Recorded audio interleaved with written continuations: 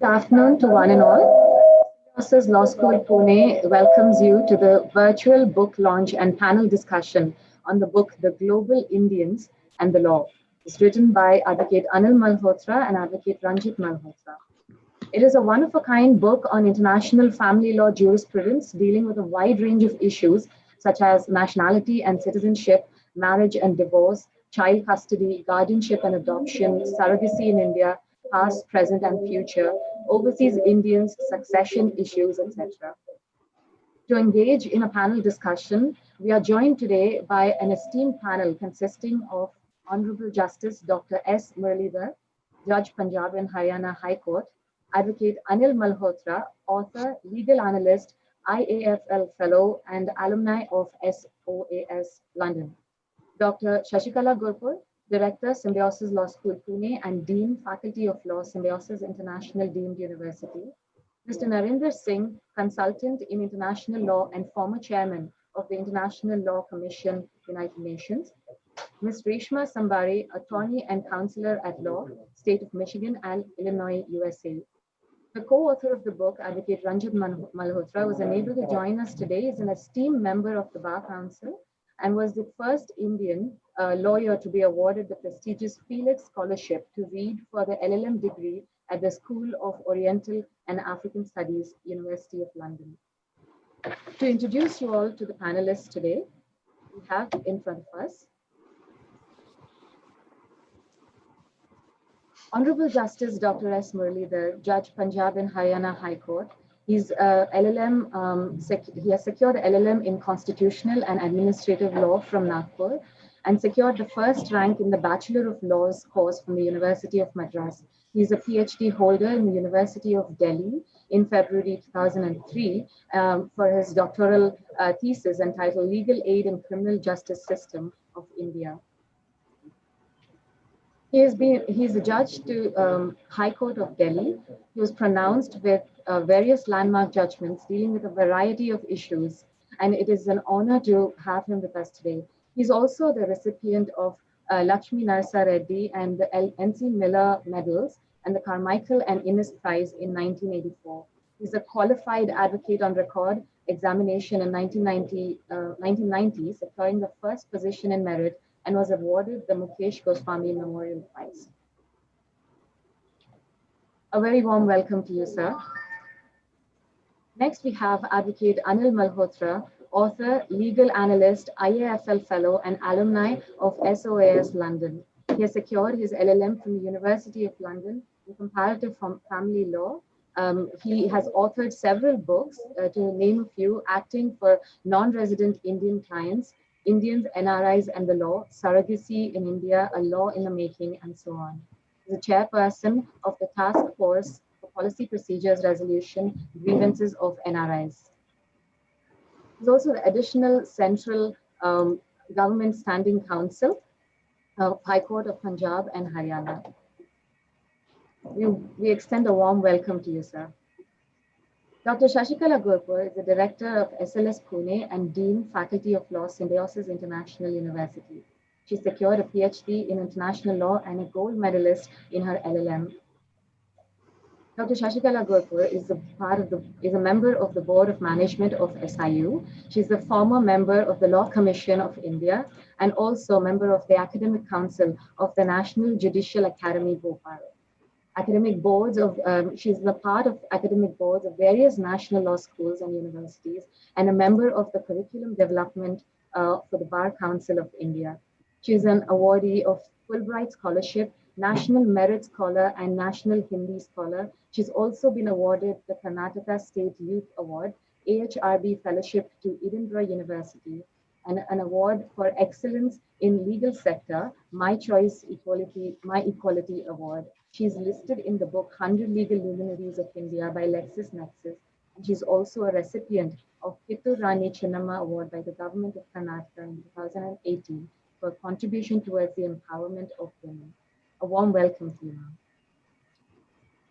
We also have on the panel Mr. Narendra Singh, a consultant in international law, a former chairman of the International Law Commission of the UN, and an additional secretary, a retired additional secretary for the Ministry of External Affairs, the Legal and Treaties Division. He's the chairman of the UN International Law Commission in 2015. He's a professor emeritus at Maharishi Law School, Maharashtra University, Noida, NCR, Maharishi University. He's also a member of the Eminent Persons Group of the Asian and African Legal Consultative Organization and the Secretary General of the Indian Society for International Law from 2012 to 2015, and a legal advisor to the Permanent Mission of India to the United Nations from 1998 to 2002. He's the recipient of the MC Basuni Justice Award in 2017 and has represented India at a number of bilateral and international negotiations, including the UN Convention on the Law of the Sea, International Criminal Court, Hague Conference on Private International Law, UN Commission on International Trade Law, to name a few. A very warm welcome, sir. We're honored to have you with us today. We also have, all the way from Michigan, USA, joining us, Ms. Reshma Sambari, who's an attorney and counselor at law and a social worker. She's currently pursuing her LLM in human rights at the Symbiosis Law School, Pune. She's the co-founder of Jade Foundation, a charitable trust that serves the children and women from tribal and rural and underprivileged areas through the provision of economic empowerment skills and sustainable living spaces. She served on the boards of various nonprofit organizations and state-level advisory committees in pro bono capacity. In 2015, she founded a nonprofit called the South Asian Women's Association in Michigan to advocate for the interests of South Asian families and to provide legal, counseling, and other essential services to the victims of domestic violence, sexual assault, LGBTQ hate crimes. We are highly honored to have all the esteemed panelists join us today. And I would now like to invite to moderate the panel discussion, Dr. Shashikala Gurpur. Good morning, respected Justice S. Murli sir. And today is what we call in Marathi or Hindi Utsav Murti, or star of the show, the author of this book, which is the theme of discussion today, Global Indians and the Law, Advocate Anil Malhotra. The other esteemed panelist, Mr. Narendra Singh, and our own dear attorney Reshma. First of all, I welcome all of you to this panel, and I will take the privilege of introducing the themes and the book. This is not a role which is like any other moderator in a panel discussion. This is more like our territories have a very clear demarcation, and it's a kind of global desi kind of activity, because the theme is global Indian and the law, and the venue is desi. One speaker is connecting from another part of the world, from the US, so it's a kind of hybrid kind of situation that we have here. For the benefit of all the panelists who have joined for the first time, who might be knowing about Symbiosis Law School Pune and Symbiosis brand of law schools already, I would like to quickly introduce you to the way in which we use such extension programs as an educational avenue to our students. We call this as extension program in order to enrich students with the experiential learning, which they glean from the experience of eminent panelists that we have today. I don't think I'm anywhere near their experience. Each one of them is very primarily engaged with, is a very strong stakeholder who is primarily engaged with the legal system in a direct kind of confrontation of conflicts. Whether it is our Honorable Justice Dr. S. Murli as a walking campaign on human rights, whose life and work all the time reverberate with genuine engagement with human rights, uncompromising in values. Whether it is Advocate Anil Malhotra and his brother Ranjit Malhotra, who are decorating our own eminent visitor faculty status and their work, standing up for the cause of Indians who are lost in the lurch of various legal complications, or whether it is the work of Mr. Narendra Singh. एकदम चला रहे पापा, पता है mummy एकदम उल्टी लग रहा है मेरे को. Could we please request the audience to, I think it is Smriti Abhilasha, to put your mic on the mute, please. Thank you. Um, so, Mr. Narendra Singh's own profile is about acting as India's voice in major negotiation tables at the international level. And Ms. Reshma, as the profile was read out now, also stands as a person who stands up for women's rights and human rights in a family law context. So we have very carefully chosen this panel. Of course, the major role was accomplished by Advocate Anil Malhotra. He guided us throughout in planning this whole event. And we also welcome the publisher, the Oakwood publishers, Oak Bridge publishers, who are seen on the pamphlet and whose logo is seen in every slide that you are seeing, audiences, who have helped us in bringing this event together. So I welcome each and every one of you. I put my note of gratitude for accepting our invitation and for being on the panel.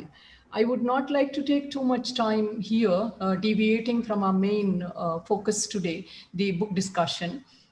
Yet I would like to say that in Symbiosis Law School, Pune, which now stands as one of the top 10 law schools in the MHRD's National Institutional Ranking Framework, competing with the top national law schools and well-invested private law schools, still maintaining its lead position as the third best law school in the country, although it's not a university.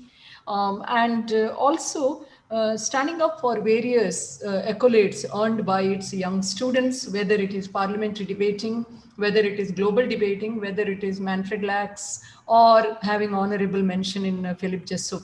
So we have had such a glorious track record ever since it was founded by our esteemed Chancellor, Dr. S.B. Muzumdar Sir, way back in 1977, that by 2010, the demand for our brand of law school went so high, for 300 seats receiving like 10,000 applications, motivated us to start the Symbiosis Law School Noida. And then we went on to replicate it in Hyderabad in 2014. And by 2014, we were very, very strongly into all-round law learning with much focus on research, as lead universities in the world would do. So we developed the one-year LLM program under the aegis of this consolidated Symbiosis Center for Advanced Legal Research. So what we abbreviate as SCALSER. And then by 2019, we went to Nagpur in central India as part of Maharashtra as well. So this has been our journey as a law school. So we don't see any of those law schools as isolated islands of excellence, but as expanded excellence from Pune. Because all the incubation of ideas happens here, and then it is cascaded across all the law schools. So any student in any law school of Symbiosis is there to gain from such programs. So today's program also has got a lot of my faculty and students from other law schools of the Faculty of Law as well. Because we feel that this is a very, very unique theme, and this has got a very close connection with the DNA of Symbiosis, that is internationalization. And we follow 12 indicators of internationalization, ranging from mobility of faculty and students to content development to developing global skills. So as I welcome you all, I'm very happy to put on record, both the Malhotra brothers have been great contributors in their last 2 years of close engagement and earlier few years of on-off engagement in developing a solid input to the idea of global legal skills. And secondly, Anil's classes are always electrifying kind of experience to students. First of all, his vibrant energy, as you see there. And secondly, his strong communication skills. And thirdly, the themes that they bring to the table, the way in which he brings his experiential nuggets to the class. I mean, it is a kind of delight of any student who is set out to become a litigator or a scholar in law. So as I go forward, let me first of all show you the book, which is there in the background of Anil. Now, why do I show the book? There is a saying that don't judge the book by its cover. I would say judge it by the cover, because the book opens up with these two very important phrases: the global Indians and the law. I've got a little mischief to make here, which I'll make at the end because of the title.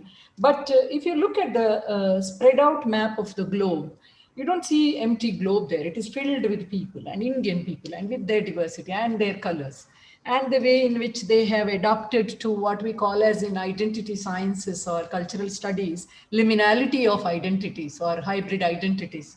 So all that is beautifully reflected in this picture. So we have to judge this book by cover. And then the second important thematic connection that we make is the idea of diaspora. Who will not be looking at this idea of diaspora in a very enthusiastic manner?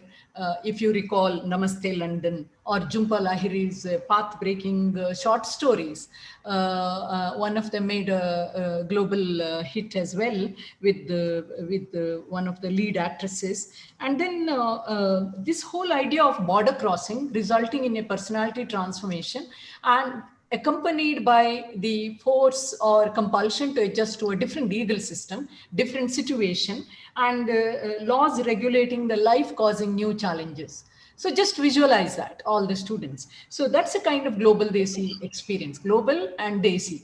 And then you come back to India, you don't know whether you are the same person. Do you relate to your same village scenario or city's eating experience in the same way? Or are you finicky about cow dung and cows going around in the street?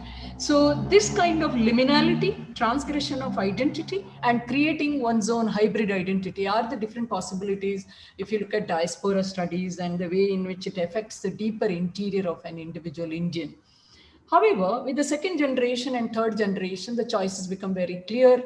If they are into the kind of ISKCON and other kinds of cultural communities, they may relate to India by taking a little India there. Anil does reflect that when he discusses law. So I was trying to investigate Anil's mind as an author and Ranjit's mind as co-author. What kind of identity do they transgress or represent when they write this book? And I am going to highlight maybe in the concluding remarks, because I do not want to take away the privilege of our panelists to discuss the content of the book. Now, I would like to say that the inanimate map gets animated by discussing people, discussing cases, discussing their realities, discussing their struggles, conflicts which are across the border. Sometimes, I mean, in one of the chapters, it is very clearly written by authors. Sometimes people simply come to India to sue, especially using or abusing the Dowry Prohibition Act and the dowry violence provision 498A. So these points have been very nicely captured. The colorful author brothers, as I already highlighted, the colorful personality of Mr. Anil as well as Ranjit. First of all, these global legal skills, as I told you. Secondly, being heroes in the class with their lucidity of expression. Thirdly, as vibrant teachers and dedicated teachers and very deep scholars. Theoretical as well as black letter law, what we call as black letter law, the legislation and the case law, and the accurate grasp of the issues and words and the way in which it is presented. Now, the book and the concept is very dear to me. It's very dear to my heart because to some extent it mirrors the theme of my own life as a global Desi. But I wouldn't call myself as global, but global Desi, because I would not like to give up my commitment to the millions of years of civilization, the most ancient civilization in the world. And the country which has shaped me as an individual. And then comes the influence of two stalwarts in the field of family law and law in general, or advocacy. One is Verrier Mensky and the other is Soli Sorabji. Who could ever understand the Malhotra writings without the shadows of these two great stalwarts lurking in? It's not only in the way in which the book is organized, the same discipline, the same insight, the same critical stance, and the balance. And on the other hand, the same mischief, the wit. So I will point out at some points it is very glaring. And then the other thing that I thought was a kind of generous way in which they have organized these critical masses in India. What kind of critical mass? Both Malhotra brothers have been instrumental with their public relation and access, and they have spent their personal time and energy in bringing lot many reforms to law. Students, this is a kind of model for you. I always say one's career graph is a model for you on how to lead. Our panelists themselves hold this by example. So we have had, I have been privileged to be in some of the forums which the Malhotra brothers had organized with various embassies getting engaged there, whether it is the issue of surrogacy bill or the issue of cross-border removal of child, or if it is the issue of NRI phenomenon, especially NRI marriages. So my question is, Anil, tell me why this is global. Because your earlier work was international Indians and the law. I don't understand if international Indian promotes himself or herself to be global, or is it just a convenient use of the term, or is it because your son is studying in a global university that you have taken it as a fashionable term? More and more of banking on that. So maybe when your turn comes, you could tell me why. So that's one. Second is, if I mean, as a moderator, I am doing the role more of a facilitator to understand this book. So if you open the blurb of the book, we have a very interesting laying down of the introduction to the theme, the significance of the theme. Now, what is the significance of the theme? The significance of the theme is that there are 3.4 millions of global Indians cluttering 200 countries of the world. And this figure may be unofficially 30 millions because only those who go in and out of India have been documented. And then they encounter so many issues. And these issues may range from domestic violence to intercountry adoption, to cross-border child removal, to surrogacy, to individual solutions being sought after in the Indian courts or through the intervention of embassies. Some of them come and go as illegal migrants, or they may be seeking citizenship. Some of them may be stateless because of the larger political impact, like the Tibetans. So all these have been beautifully captured and structured in a very disciplined way, weaving a kind of very comprehensive work around these key themes, which are closely bound up. I would differ with the moderator who said that it's a family law study, closely bound up, combining public law, family law, private international law, and the concerns of constitutional law. And as our favorite scholar and judge, Justice Raghuraman, beautifully put it, very useful to all stakeholders. So this book is very useful, and it meets, as he said, let me quote, meets the critical need for a comprehensive book. And in his classic style, Justice Raghuraman is a wizard with words and literary flair. So he says, iridescent beacon of comprehensive, wholesome justice. I mean, he uses all other words like in the wilderness of lack of such work. And then we have another eminent jurist, who Justice Balram Gupta, Professor Balram Gupta. He talks about how this book is addictive, how this book is digestive. And personally, I feel that the personal comparative family law training that both Malhotra brothers received in SOAS and London School of Economics, and their 4 decades of practice, and their application of public law and private law concern, and weaving it around some of the crucial human rights issues that confronts non-resident Indians and global Indians on day-to-day basis, is the classic achievement that is made through this book. And this is as another person who has written the foreword said, that this is a reader-friendly book, very well researched, this is divided into 7 parts, as you would see the thick size of the book, but it's very easy to see the scheme of the authors, including issues of citizenship, nationality, surrogacy, matrimonial law, succession, conflict of suit or anti-suit order, conflict of suits, anti-suit order, maintenance, family, marriage, divorce, and the important FAQs and legal dimensions on OCI, NRI, and PIO. We all use these terms interchangeably, but it is very precisely laid out with the relevant legal provisions. And also the most controversial recent development in the fag end of 2019, the CAA issue, Citizenship Amendment Act.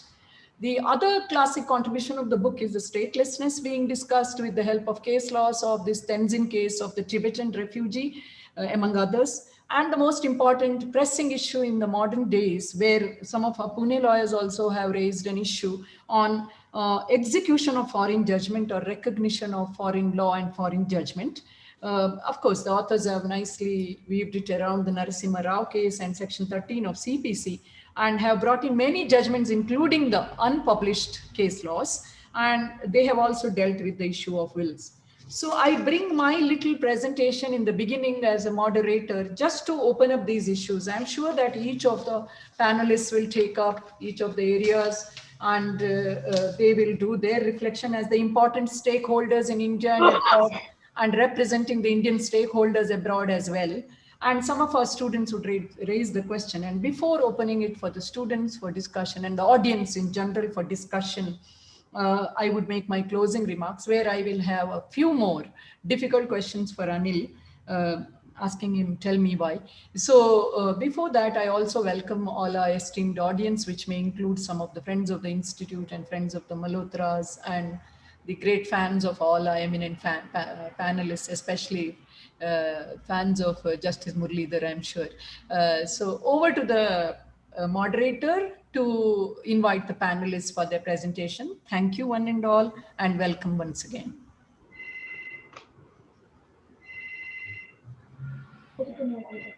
Thank you, ma'am, for that introduction into and giving us insights into the book that we are now going to discuss in detail extensively. So I would first invite Honorable Justice Dr. S. Murli, Judge of Punjab and Haryana High Court, to deliver his comments. Very warm good afternoon to all the panelists and to the larger audience of students. And I'm particularly thankful to Dr. Shashikala Gurpur and Mr. Anil Malhotra for asking me to be part of this panel discussing this remarkable book, Global Indians in the Law. I'm presuming that I have 15 minutes to make my comments, and we are beginning now. I think it's 12:30, so I believe I can go on till 12:45. I can give you 10 minutes of mine, don't worry, sir. No. They will be well listened to. Yeah, so in the time allotted to me, I wish to highlight 2 or 3 issues affecting global Indians. And I'd like to add at this stage a question that I think was touched upon by Dr. Gurpur herself. This expression global Indians, I find, does not has not been actually defined by the authors in the book. And this book, again, would like to add to what Dr. Gurpur says. This book, in the words of Justice Raghuram, has been a beacon of light for those groping in the dark wilderness of intersecting legal regimes and jurisdictions in the area of personal relationship conflicts. Indeed, the heart of this book, and which speaks for the vast experience of the authors as practitioners in this particular area, is in chapters 13, 14, and 15, concerning enforcement in India of foreign decrees in family and matrimonial matters, and the laws in relation to child custody, guardianship, and child removal in India. I thought that was the core of this book, as I could see it.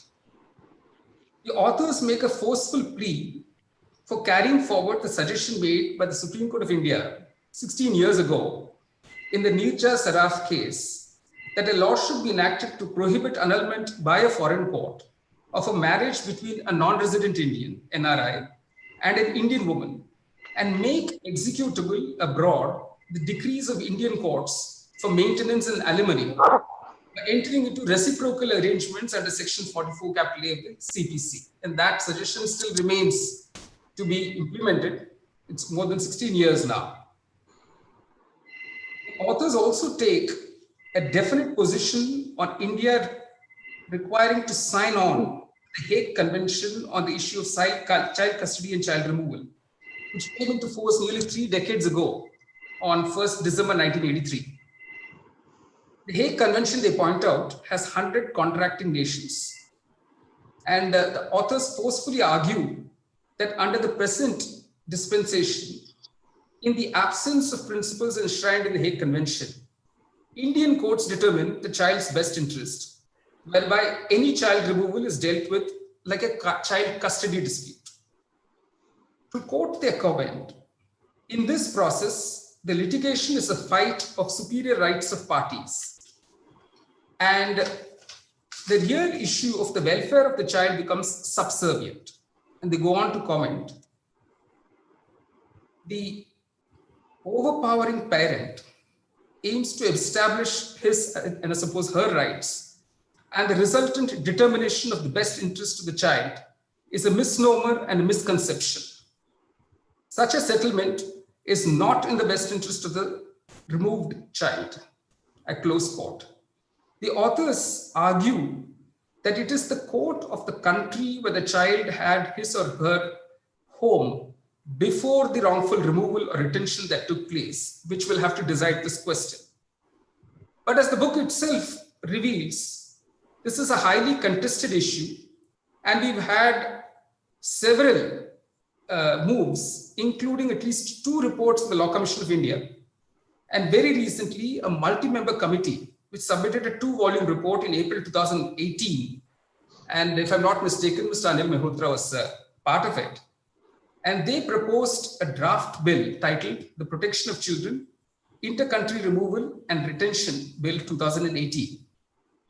Among the various proposals that this bill puts forth is that abduction of the child by a parent should not be termed as kidnapping and should not be made the subject matter of penal law.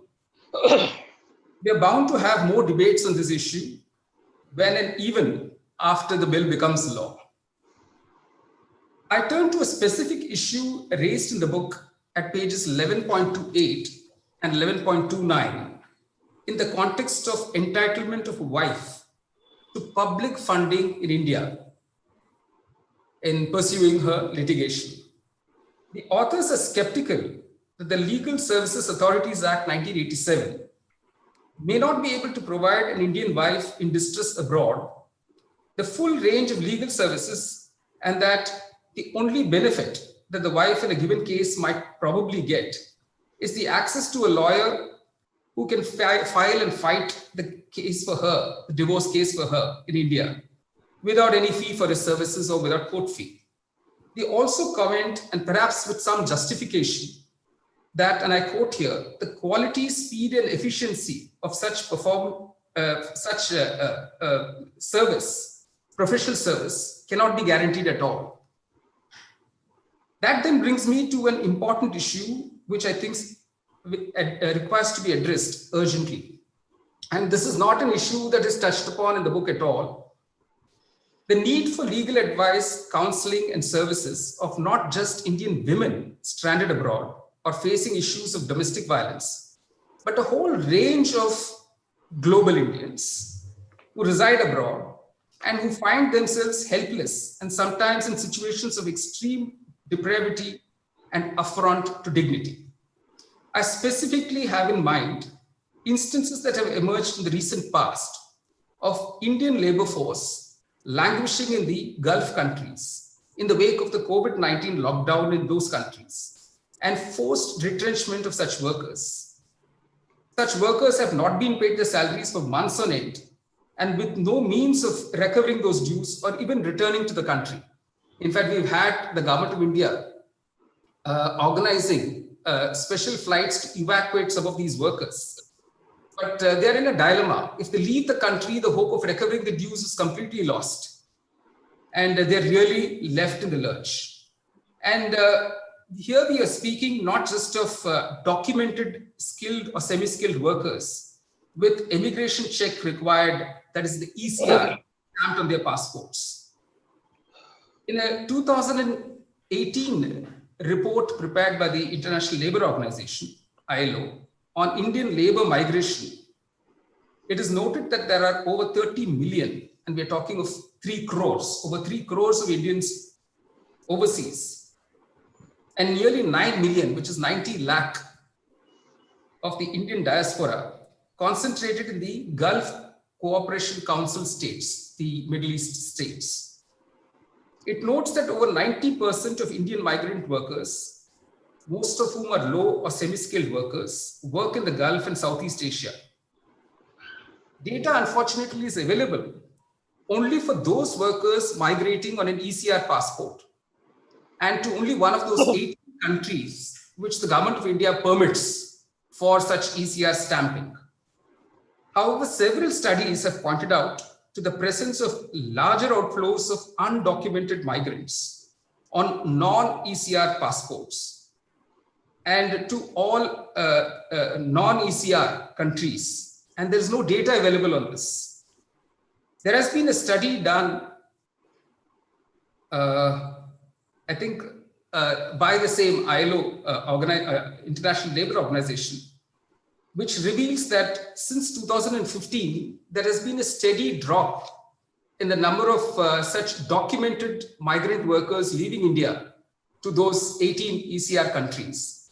And there's a proportional increase of migration from other countries, and particularly they refer to Pakistan and Bangladesh, into the GCC countries. Now this decline in the official migration of labor from India is attributed to the drop in the crude oil prices and to the overall economic slowdown in the GCC countries. But what it also means is that those non-documented workers that are in large numbers there have a very uncertain future. They don't know where they stand. Many of them have to give up as security for their own employment their passports and very valuable documents to the employer. He almost retains it as a bargaining power.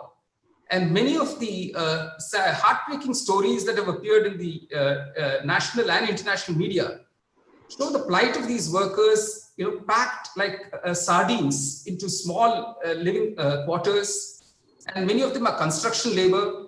And the quarters are, like shanties with no facilities. And they also face physical abuse. And about 1/4 of our migrant workforce are women. And we've had stories of women being abused, physically abused by many of these workers. So a serious question arises, what kind of legal services can be provided to this large body of Indian migrant labor, not just in the GCC countries or Southeast Asian countries, but world over? In fact, when I started looking into this issue, I found a 2009 report prepared by the United Nations Organization Office on Drugs and Crime, the UNODC. They'd done a joint study with the Indian Social Institute way back in 2009. And that is titled Smuggling of Migrants from India to Europe and particularly to the United Kingdom. And this was done specifically in the context of Punjab and Haryana. They were able to find out that there are 4 districts in Punjab, which is Kapurthala, Jalandhar, Nawashahar, and Hoshiarpur, from which you have a clear trend of increased illegal migration. Earlier, it used to be from the families of Jat Sikhs and Lubana Sikhs, but they find that now there are other communities also in these 4 districts who are migrating in large numbers. This is a 2009 report. It talks of more than 20,000 youths from these districts every year attempting illegal migration. And they say the trend has now spread to Haryana, to Himachal, to Jammu and Kashmir, to UP. And when they went to those villages and talked to the persons there, they did not consider it to be a stigma that the migration was illegal and that you may go in undocumented fashion. And you could actually be on the wrong side of the law in those countries. This is a very telling comment in that report. It says the social structure, which was traditionally based on caste, landholding, family background, and educational achievements, has now changed. And it distinguishes between families that have persons who live abroad and those that don't. So this has become the new kind of a status symbol. And therefore, there's an unrelenting push of illegal migration from India abroad. And if you want to probe deeper into this issue, it is very telling that nearly 90% of the labor workforce in India is in the unorganized sector. And with no certainty of employment, and with increasing rates of unemployment, and with no guarantee of even minimum wages, people are willing to undertake great risks and sell off whatever land they have, the properties they have. And the going rate, and this is a 2009 study again, the going rate for paying agents, and these agents are again a very young group of between the ages of 25 and 35. Families are having to pay as much as 20 lakh to 30 lakh rupees if you want to migrate to US and Canada. Somewhere between 9 and 12 lakh rupees to migrate to the United Kingdom. Anywhere between 6 and 12 lakhs to migrate to any of the European countries, which are in great demand.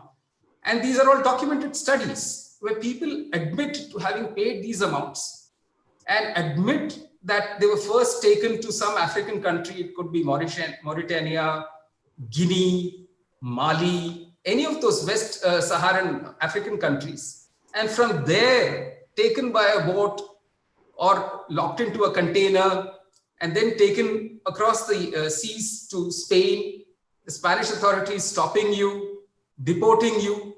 And this is a constant pattern that has emerged. Despite these deportations, people still want to take that risk because there will be one son or one relative who has made it past all barriers, who has found useful employment or has even managed to get permanent residency or maybe even citizenship. So this is a constant lure, this lure of what bright future exists outside Indian shores that continues to draw a large number of Indians out of the Indian borders to other countries.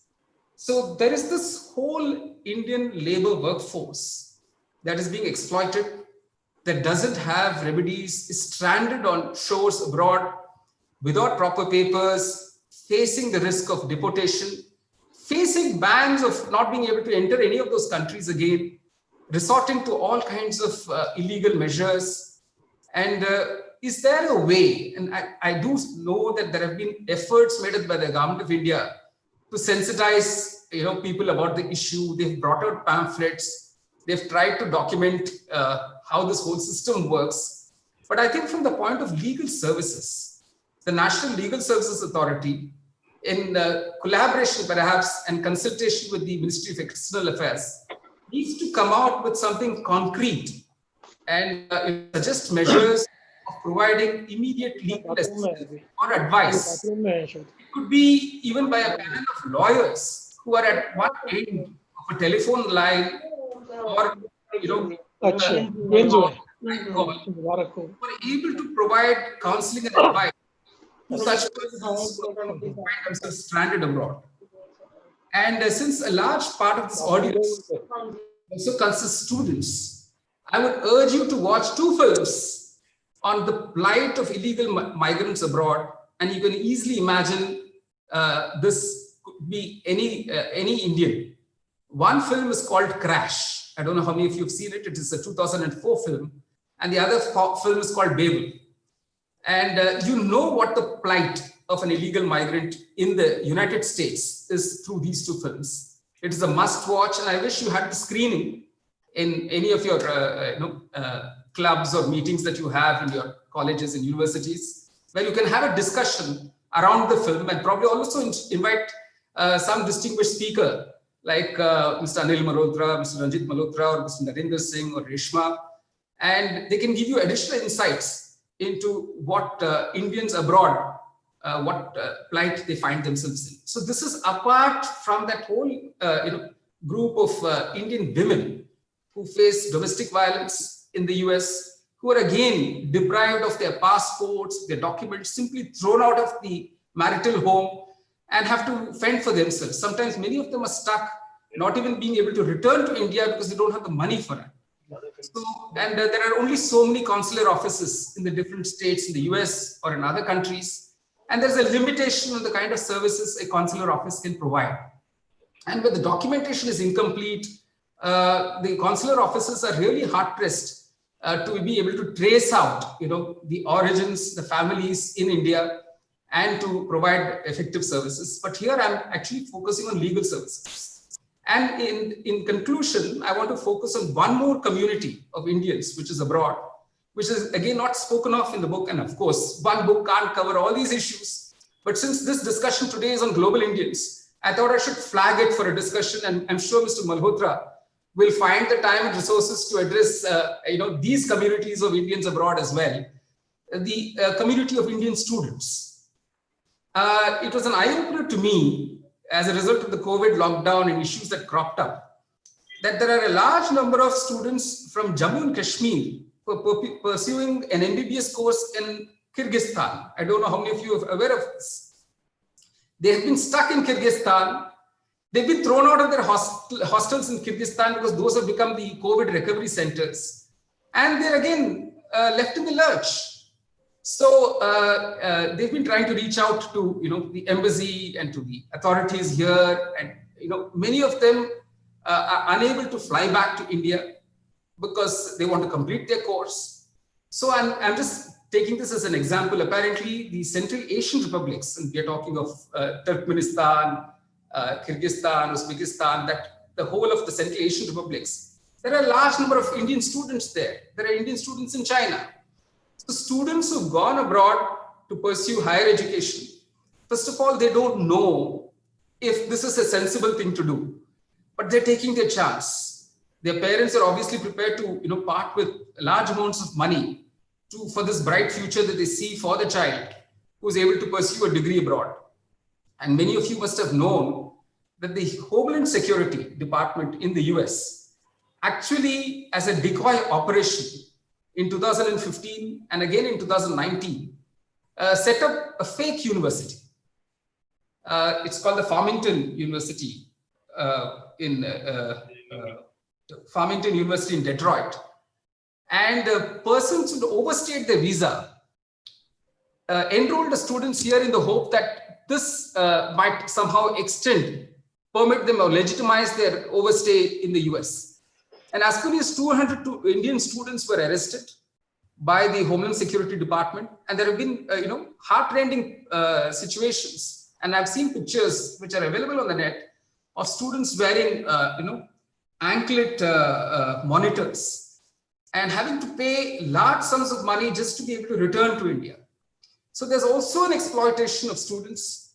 And this has been commented upon adversely by some leading personalities in the US. But I would again like to, flag this as an issue where students also need legal advice. They need legal assistance. And it's at a very early stage in their careers. They should not have to face exploitation of this nature.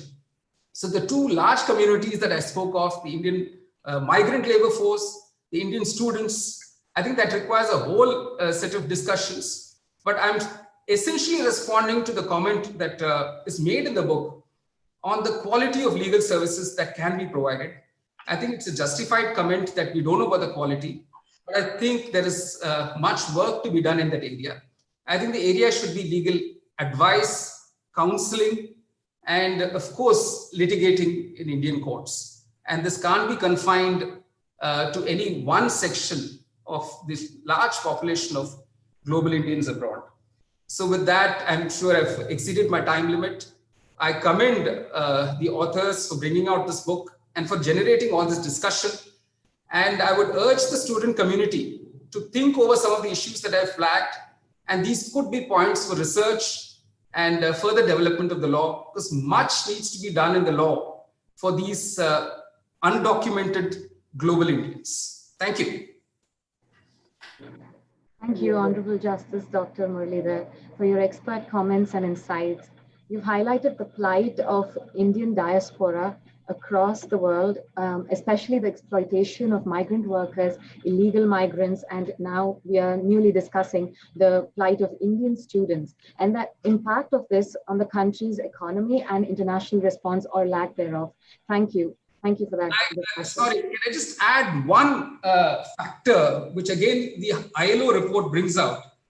The remittances made by Indian migrants into India. Those remittances are far higher than even the FDI inflows. So there is a contribution made by these illegal migrants abroad to the economy of India. So this is not an issue we can afford to ignore at all, even from an economic standpoint, not just a pure humanitarian standpoint, because they do contribute very directly to the economy of India. So this is an issue that does require very urgent attention. That's right. Thank you, sir. Thank you so much for your comments and insights into this topic. I would now like to invite our next panelist, Advocate Anil Malhotra, to express his valuable opinions on the discussion at hand today. Welcome, sir. Thank you. At the outset, I wish to thank Dr. Gurpur and Justice Murli for their sharp, provoking insights and very meaningful and very purposeful comments on what is these issues which need to be deliberated upon and which maybe don't find a part of the book. Now, my first address to the common issue is, why global Indian? Why is this phrase not defined? What is the issue at stake? Now, I academically and professionally see that our population of non-resident Indians has grown phenomenally, and they have proliferated and migrated to so many countries. But our laws have failed to catch up with their identity as also with their problems. You will be very surprised that the definition of the non-resident Indian is actually in the Income Tax Act. If he spends 182 days outside India, he's a non-resident Indian. If he doesn't, he's an Indian. So this is the kind of classification we have given. We have gone into a dual citizenship phenomenon by recognizing an overseas citizen of India. But have we tried to define who is a person residing abroad? Have we ever gone into the concept of a global Indian? Now, I have, in a very exponential way or in a very analytical way, expressed him to be a global Indian, because even they say when Neil Armstrong went on the moon, the first thing he was an Indian who came and shook hands with him. So where is the Indian? The Indian is everywhere. So therefore the Indian is a global Indian, and therefore the Indian is a non-resident Indian, an overseas citizen of India, or a person of Indian origin. We keep using these terms, though interchangeably, without any meaning. The second issue which we need to flag is, we made laws in the 50s and the 60s. People have brought in new concepts of marriage, divorce, surrogacy, adoption, abduction, maintenance, succession, inheritance. But sadly, our statutes have remained where they are. So it is left to the wisdom of honorable judges like Justice Murli to cull out on a case-to-case basis whether it is a man from South Africa or a man's German national sitting in Dubai, whose cases I have dealt with and I've argued before him, to find out a solution on what to do. Because statutory law is grey. So our judiciary, be it mirror orders in child abduction, be it sending children out born through surrogacy by giving them exit permits, or be it in inter-country adoptions by giving them NOC through Kara, in Hindu adoptions, again a grey area. So what is happening? It's a confused jurisprudence. Now, we have talked about all this in the book. I come to focus exclusively on the area which Justice Murli focused. I may share with my lords that I have been associated with the government of Punjab for the past 10 years in enacting and implementing what is called the Punjab Human Smuggling Act 2012. Now, this act was enacted by the government of Punjab to regulate agents who indulged in the business of sending people abroad by the nomenclature of agents. This act is now called the Punjab Travel Professionals Regulations Act. It has been challenged twice. I assisted the previous government as a pro bono counsel for 5 years in defending this legislation. Now, in Punjab, we tried to address this problem because the Indian Immigration Act of 1983, which is the principal legislation governing outbound immigration, fails to address the issue of this nature. Now, the problem in North India is human smuggling.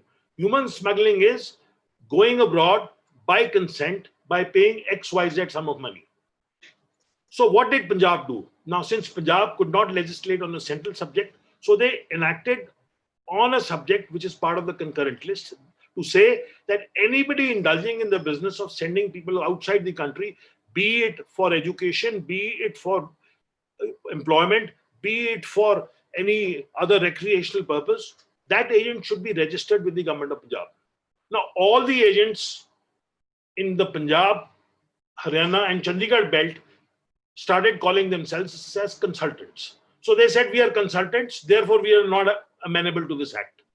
And when they are sought to be registered under the Indian Immigration Act, they say we are not doing the purpose, we are not fulfilling the obligation of sending people abroad on employment. So what is happening? There is an unregulated regime of people sending people abroad through illegal means, and there is no law to check them.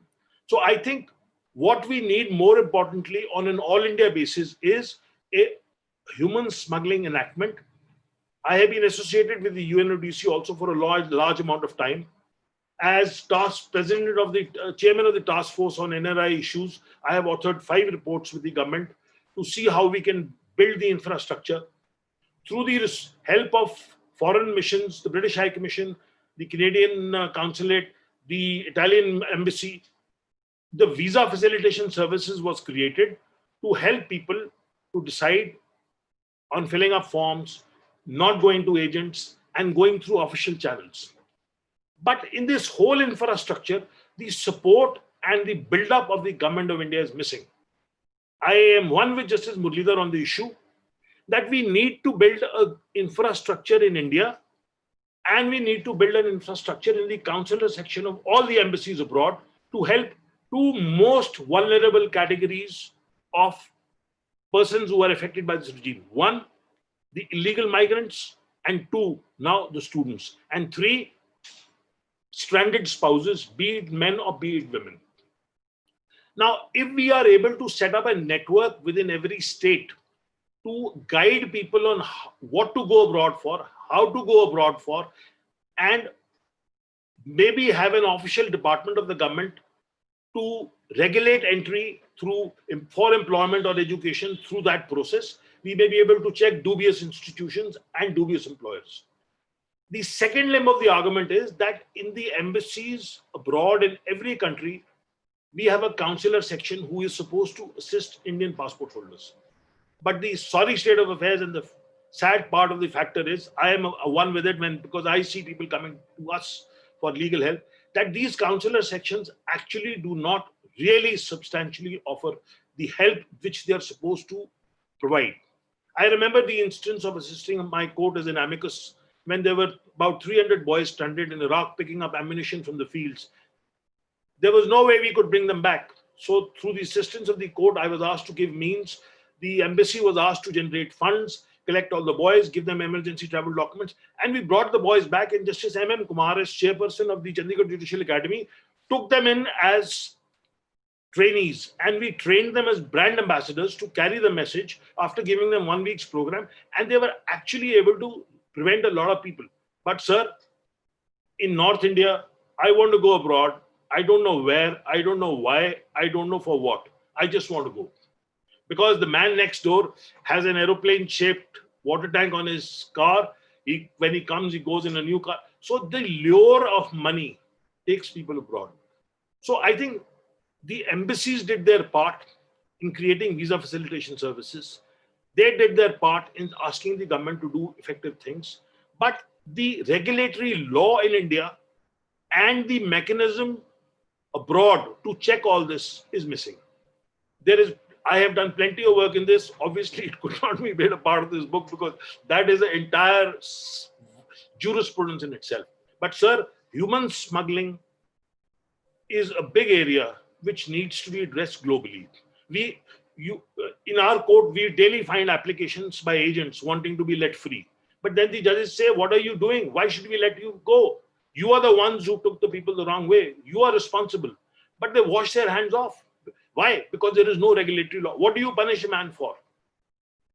You have sent him illegally. The transactions are all in cash. There's no evidence. There's no proof. You paid 20 lakhs. You get 2 lakhs back. You say, all right, matter settled, compromise, end of story. So this is a gray area which perhaps needs to evolve. But what is more important is legislation in areas of family law, legislation in areas of children. We seriously need to have a child abduction law in place. As back as 1 week ago, a bench of the Supreme Court has given a judgment asking for the return of children to the US, affirming Justice Satyanarayana's judgment with some modifications. How long can we go on with piecemeal patchwork? I argued a matter for 3 years with 6 litigations, and I argued before the court, let us have a mirror order jurisprudence. The Delhi High Court order was mirrored by a court in Connecticut. And the reassurances put in place by the Delhi High Court were made a part of the US court. It was affirmed by the Supreme Court. So till we have a law in place, maybe this works. My issue is, if we can have a regime of inter-country adoptions, the JJ Act, the adoption regulations, CARA in place, why cannot we have it for child abduction? And more important, why cannot we have it for surrogacy? We have brought in a surrogacy bill of 2020. We are allowing surrogacy to infertile Indian couples with 5 years of marriage. We are allowing widows. We are allowing divorcees. But we have taken out all foreigners. We have taken out all OCIs, all PIOs. Now, if you are allowing adoptions to single persons, irrespective of marital status, why cannot you allow surrogacy to people of foreign nationality? Why not people of same-sex relationships? Now, these are issues which our laws don't answer. And they ultimately come to courts and create what is known as crisis situations. Now, similar issues come up when we talk of domestic violence, when we talk of marriages. Our law of maintenance is as gray as it is, 1/3, half. Should we pay by the foreign country's source of income? What parameters should be laid down? How will we execute a foreign court judgment on matrimonial issues? Now, the problem is 30 million people have gone. Some are OCI, some are not. They're in 200 countries. You marry in India, but you divorce abroad because it is very quick to get a divorce. But then what happens to your divorce on irretrievable breakdown? It's no good. Rupak Rathi versus Anicha Chaudhary, a brilliant judgment in which I assisted Justice Ryan as an amicus. We studied Narasimha Rao and Nirja Saraf, and we said this is it. But then, where is the statute? Should courts decide to fill in the lacunas over and over and over again? I would most humbly say no. The Indian Society of International Law, I remember being associated with late Ram Nivas Mirdaji, who was a pioneer in the private international law regime. Studies were generated. A lot of work was done. Law commission's reports evolved issues. But the answer in the statutes, sadly, is missing. And I am, for the benefit of Justice Murli and all others, circulating 2 videos on illegal immigration. There is one PowerPoint which I made, and there is another video which a Kerala-based group made, which looks at the problems very analytically, and it goes countrywide in looking at the issues and saying what should be done. With these words, I don't want to speak more. I leave it for the other panelists to delve upon. Thank you. Thank you, Advocate Anil Malhotra, for your insights as an author of this book, a legal scholar, and a practicing advocate. Your extensive research and expertise on the topic is evident. You've discussed the issue of human smuggling and the legislative lacuna that exists, and the practical problems of immigrants and the need for regulating foreign entry and protecting Indians. Thank you very much for your views, sir. I would now like to call upon Mr. Narendra Singh to express your opinions based on your rich experience and expertise on the topic under discussion today. Welcome, sir. Thank you for giving me the floor. Firstly, I would like to thank Professor Gurpur and Mr. Malhotra for inviting me to be a part of this very important program on release of the book of Global Indians and the Law. I also had the pleasure of listening to Justice Murli and the issues which he highlighted. Now, the issues of private international law, especially where they concern NRIs, is a very important one. The number of Indians who have migrated and are living abroad for work, for those who go abroad to study and for other purposes, is increasing year by year. Various figures have been mentioned, but the important point is that the increase is quite large. And with the increased numbers of people who are living abroad, there are also a number of legal issues which arise. Firstly, when people move from one country to another, they are moving into a different legal system. They have rules which are different from those they have been accustomed to from childhood, and they have grown up knowing those rules, understanding those rules, and suddenly now they are in a different system. And sometimes the rules of these two countries, that is the country of their origin and the country where they have now chosen to live, to work or study, those rules themselves may not be aligned with each other. And that is where this whole issue of conflict of laws comes up. Sometimes the differences may be only on procedure, but very often you can also have substantive differences. Justice Murli highlighted this issue of illegal immigration from India. People wanting to travel at any cost to leave their country and to go and settle abroad, thinking that this would give them a much better life, and in the belief that the streets there are going to be paved with gold and it is just there for their picking. That, unfortunately, once they land there, they find this is not the case. And then you find them doing all kinds of menial jobs just to keep body and soul together. Sometimes these persons, they approach our embassies abroad for help, and the embassies repatriate them at government cost to India. In fact, for many years, we have had serious audit objections, because when a person is repatriated, he signs a bond that he will refund the money to Government of India. But we are aware that in most of these cases, before going, he has sold off all his property, just handed all this money to an agent to somehow take him to the land of opportunity where he hopes to make a fortune. So we are aware that there's no possibility of recovering this money, but it has to be done. We have to help our people who are in distress.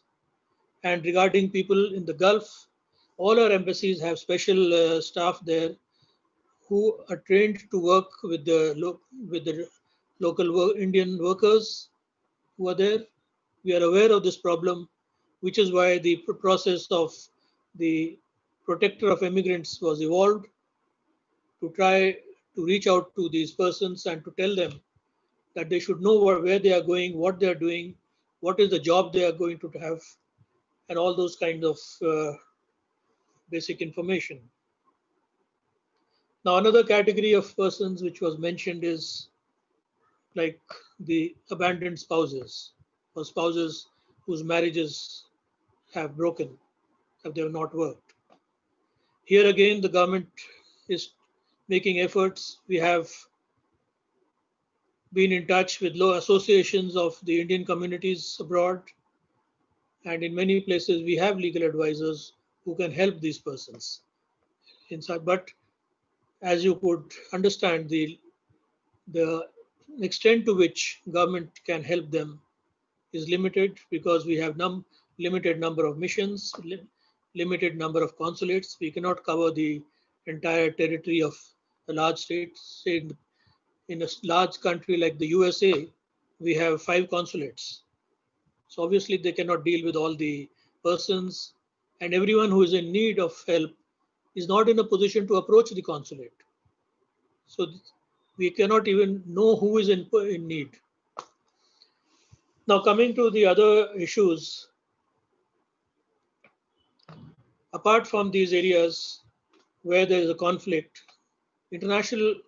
private international law also deals with areas which help persons who are traveling abroad for work or study, etc. And these are areas where there is no conflict.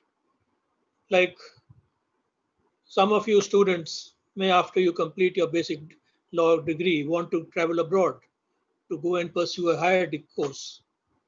For that, when you apply to a foreign university, your documents, your educational certificates, your birth certificates, etc., they need to be authenticated.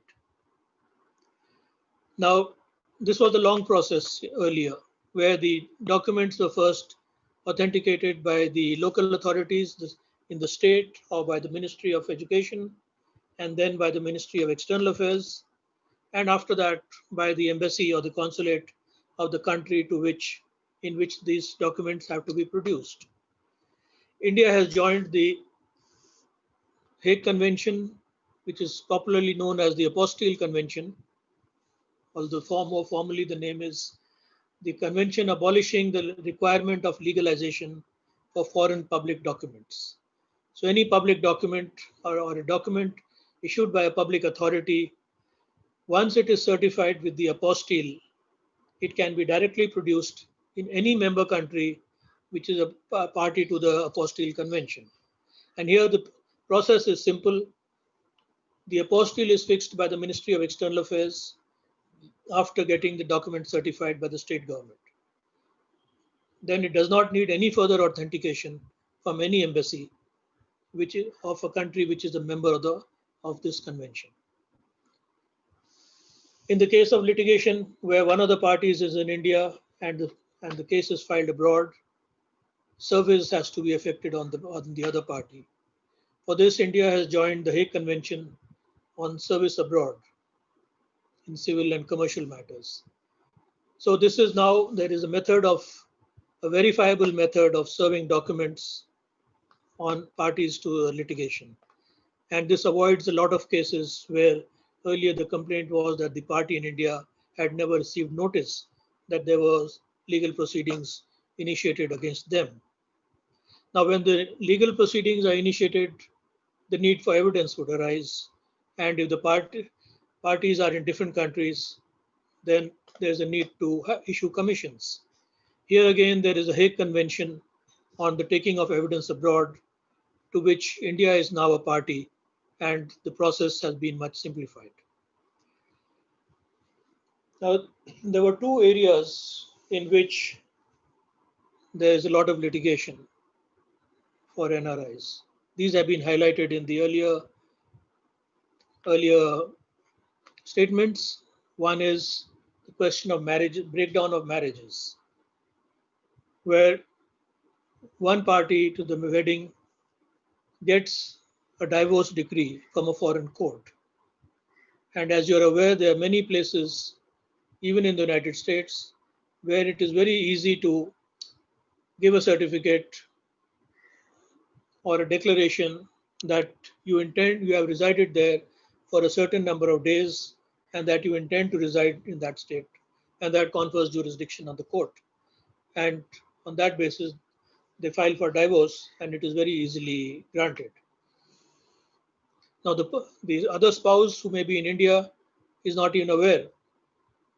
And when they ask for maintenance or they have some other issue comes up, then the person says, I'm already divorced, you are not my wife. The well-known case of Satya versus Teja had laid down a very important principle of determining as to whether such divorces can be recognized in India. And in that case, the Supreme Court examined a divorce decree granted by a court in Nevada. In this case, the wife had never been to the USA. She had all along been in India while the husband went there for studies and then later took a job.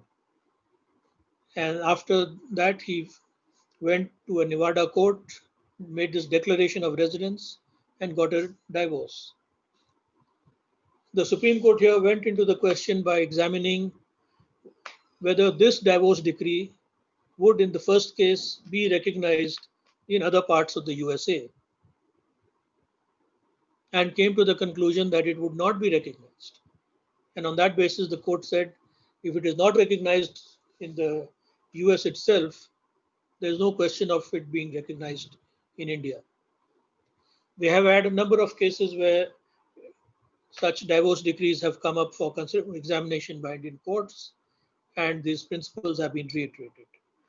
However, there is now a new situation that very often both the parties to the wedding, they have actually become citizens of the country where they have moved to. But when something went wrong with the marriage, one spouse returns to India and files a case in India, and the other spouse, staying back in that country, gets a divorce from that court. So this is another area where I think the Supreme Court or our courts have to examine as to how to deal with these. Mention was made of the judgment where the Supreme Court, Nirja Saraf and Jayant Saraf, where the Supreme Court made a suggestion that no marriage between an NRI and an Indian woman which has taken place in India may be annulled by a foreign court. Well, it may sound very good and in favor of the stability of a marriage, but question is how practical is this, especially if both parties have become citizens of the country where they are living. Can we still assert jurisdiction that on the basis at that particular time they were Indians, or that when they married they had Indian citizenship? Can this claim of jurisdiction sustain forever? Then there was also the suggestion made that the decrees of Indian courts should be made executable under Section 4 by reciprocal arrangements under Section 44A of the CPC. Now, this reference to Section 44A, how relevant is that?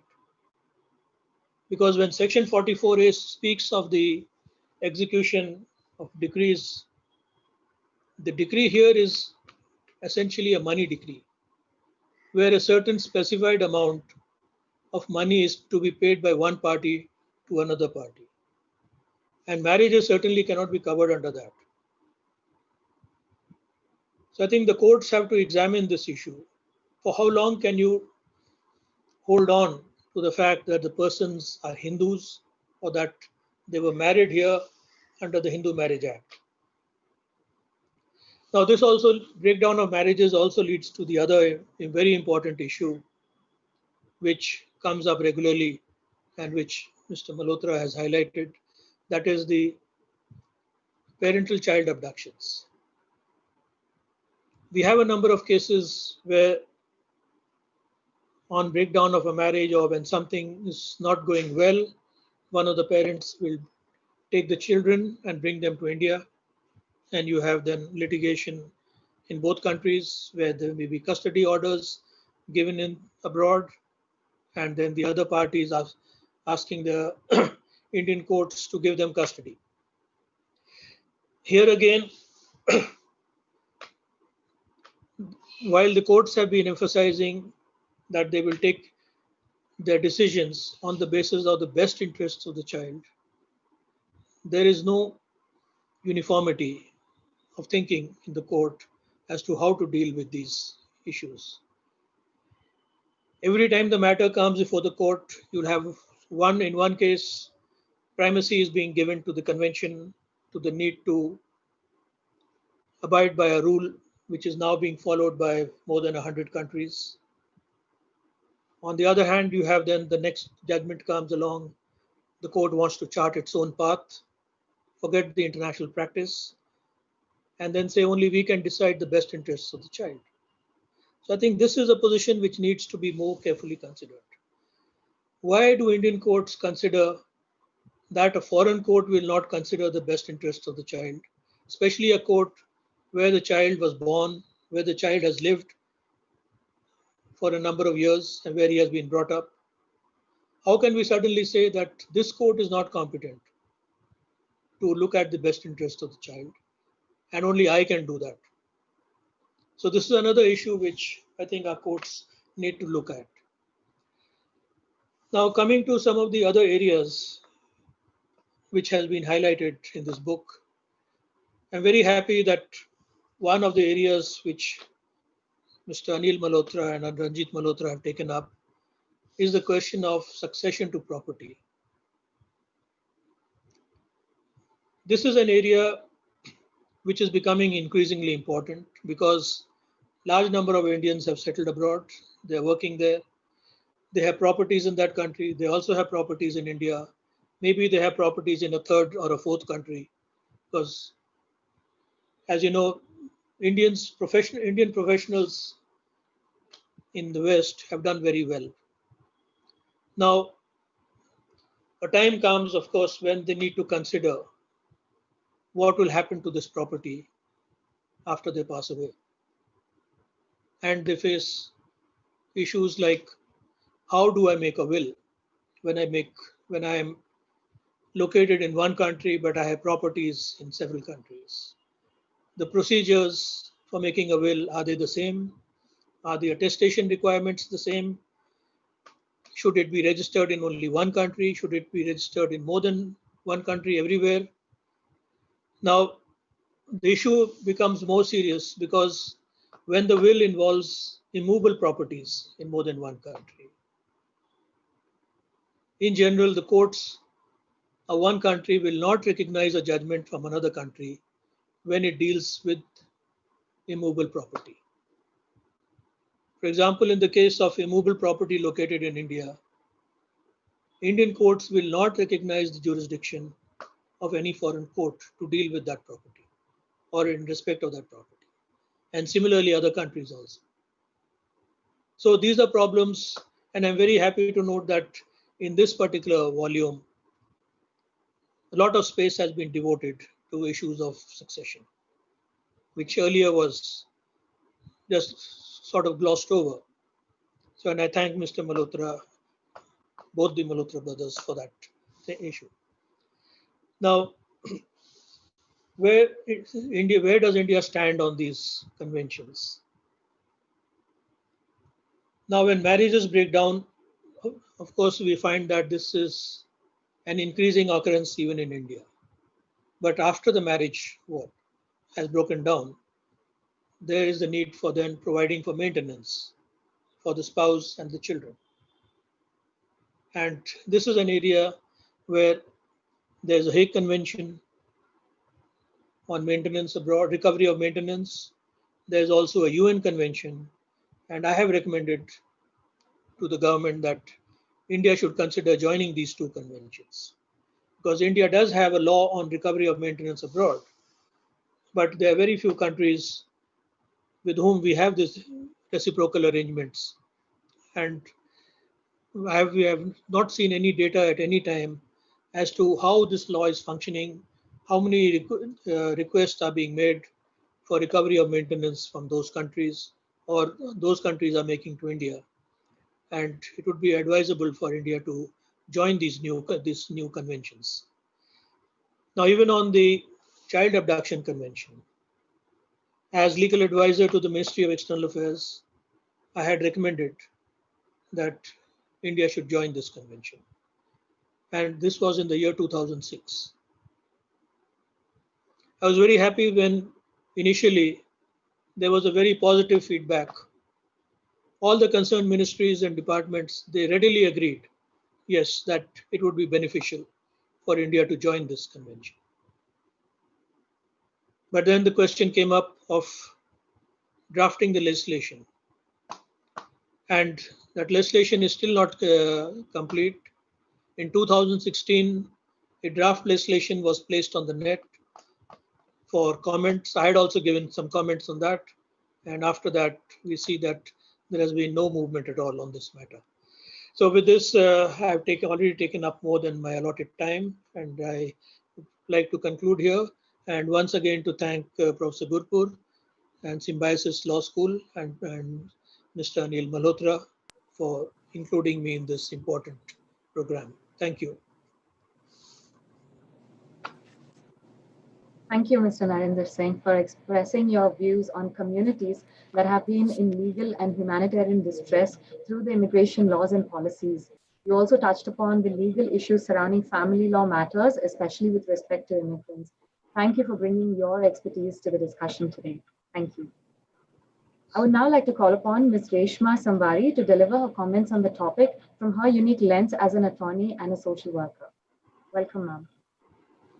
Thank you. Well, thank you all. I'm honored to join this panel of esteemed leaders and practitioners in the legal field in India. Honorable Justice Murli, Advocate Malhotra, Mr. Narendra Singh, and of course, Dr. Gurpur ma'am. It's my honor to be part of this panel. First of all, as I mentioned earlier before our panel discussion started, that Mr. Malhotra has gotten at least one true global Indian here on the panel. I'm joining you from Michigan, and it's 4 a.m. right now. So it's my pleasure to be here on the panel, of course, and contribute my views as a practicing lawyer and a global Indian for the past 20 years. I had prepared a lot of notes, of course, to share with you based on my experiences on commercial side and the private law side that I have been personally involved in almost 2 decades. But I'm pretty sure being the last speaker on the panel, I'm probably crunched for time. So I will make it very short. First of all, as mentioned by Mr. Malhotra and his brother in the book, that I've been an NRI, a PIO, and an OCI, right? So it's a journey that every global Indian goes through, and how our legal rights change in India and abroad, depending upon your country of residence based on your status, right? So when I'm an Indian citizen, how am I treated versus when I become a PIO or an OCI, what do I lose on the India side? What do I gain on the country of residence? And it's very nicely handled by and addressed by Advocate Malhotra. I have to give him and his brother a lot of credit, because as many of the reviewers of the book have mentioned, that most practitioners have been working in this area almost like blindly, right? Because we have not had a book like this before as a reference book. I almost called it a treatise. I think it deserves the status of the treatise, because the amount of detailed work that has been put into this book, not only from case laws and statutes, but also the real very timely issues that have come up among global Indians from various countries. As we have mentioned, that there are over almost 30 million NRIs in more than 200 countries. So the first time when I heard the title of the book, unfortunately, I couldn't get a hard copy delivered here to the US, so I had to rely on my screen reading, not my favorite method, but still. And I was trying to visualize what it could encompass. 200. So these 30 million Indians, NRIs, are subject to the laws of not only India, but laws of 200 different countries and international bodies of laws, right? So what can the book deliver? Then I thought, okay, I think the title for the book should probably be Indian Laws for Global Indians, right? So it's just talking about the Indian laws for global Indians, and that may be more apt, I would think, for a layman who's not in the legal practice. The second aspect of the book that really I appreciated the most is just the very comprehensive set of cases, and not just from the Indian courts, but also from some of the very few, but some of the foreign courts. And it would help tremendously for practitioners like me to rely on that body of law and then help our clients on a day-to-day basis. The third thing I wanted to address, and I think I will skip most of my notes based on my actual case law, and just simply go back and add to what Justice Murli had started discussing about certain type of global Indians, because the book certainly addresses highly skilled, well-documented, and well-traveled global Indians, right? But it doesn't in detail doesn't address a large section of global Indians that could be undocumented, or that could be come under the category that Justice Murli addressed. The second category that I have personally come in contact with are the Indians who are in merchant navy, right? So global Indians who are in merchant navy, they're in merchant navy employees, they're cargo handlers on the ships, they're sailors, and it's really difficult to decide their domicile at any given point of time, even though they are nationals of India. And so that also has very different, those NRIs rather, present a very different set of issues that could be handled. So what I would like to do is simply just focus on, I'm a fan of your book already, but what I would like to give you, Advocate Malhotra, is a short list of areas where I really want to request you and your brother to come up with a second volume of this book, because I've been practicing as a global Indian lawyer in nonprofit, in NGO, and also in the commercial sector as a partner with one of the local law firms here. And the list, what I would look at as the most valuable to us, where we run into issues every single time. And I would like to share that with you, not as a critic, of course, and I hope you take it in a positive note, because it will be most helpful to us as students of law, for lifelong students, and also practitioners at an international level. Now, since my exposure has only been in India and the United States, I will try to stay close to those two countries. So the very first is, of course, what the type of global Indians that I have had to deal with, the merchant navy employees, right, who are also NRIs and have extremely different set of issues that could be handled. The next area that I have been doing a lot of work in is domestic violence victims, and many times the issue with the victims of domestic violence, if they are in the United States on temporary visas, the problem with them is that as soon as they go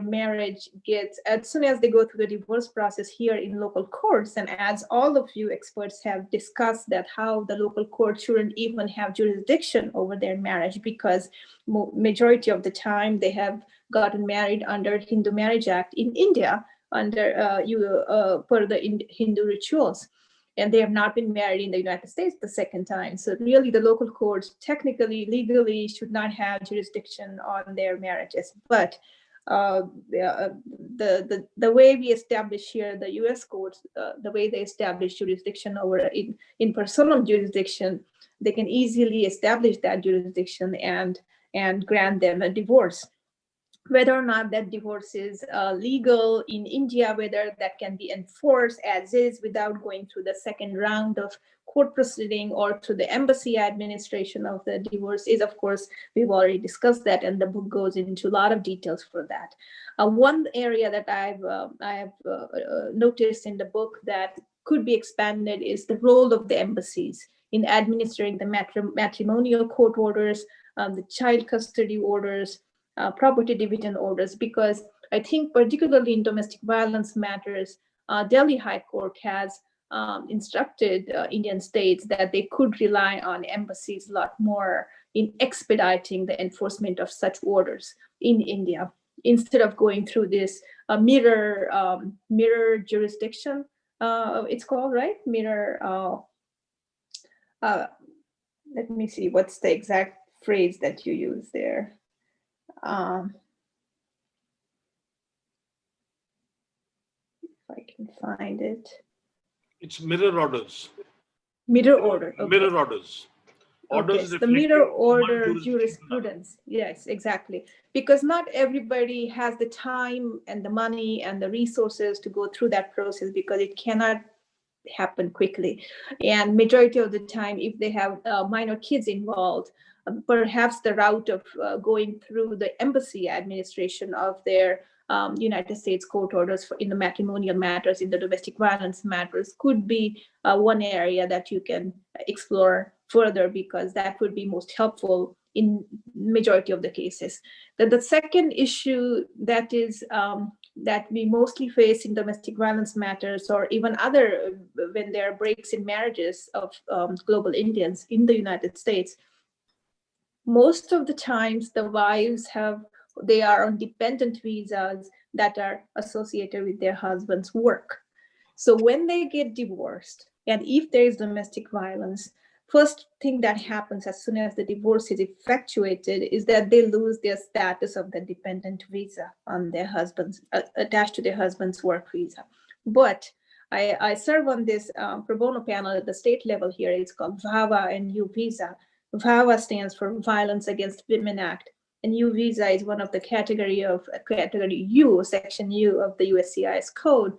And both of those grant certain remedies to victims of certain classified crimes, and they can apply for certain special visas to continue to stay in the United States, particularly when they have very young kids who need some kind of assistance from their father, or they're going to school here, or there is no family support back in India, who are not approving of the divorce and they don't want to accept the woman back in their Indian families. So majority of the time, what happens is when we apply for that kind of remedy, these women are stuck in the United States for years. They must stay here. They are not allowed to travel outside of the country until their remedy is approved.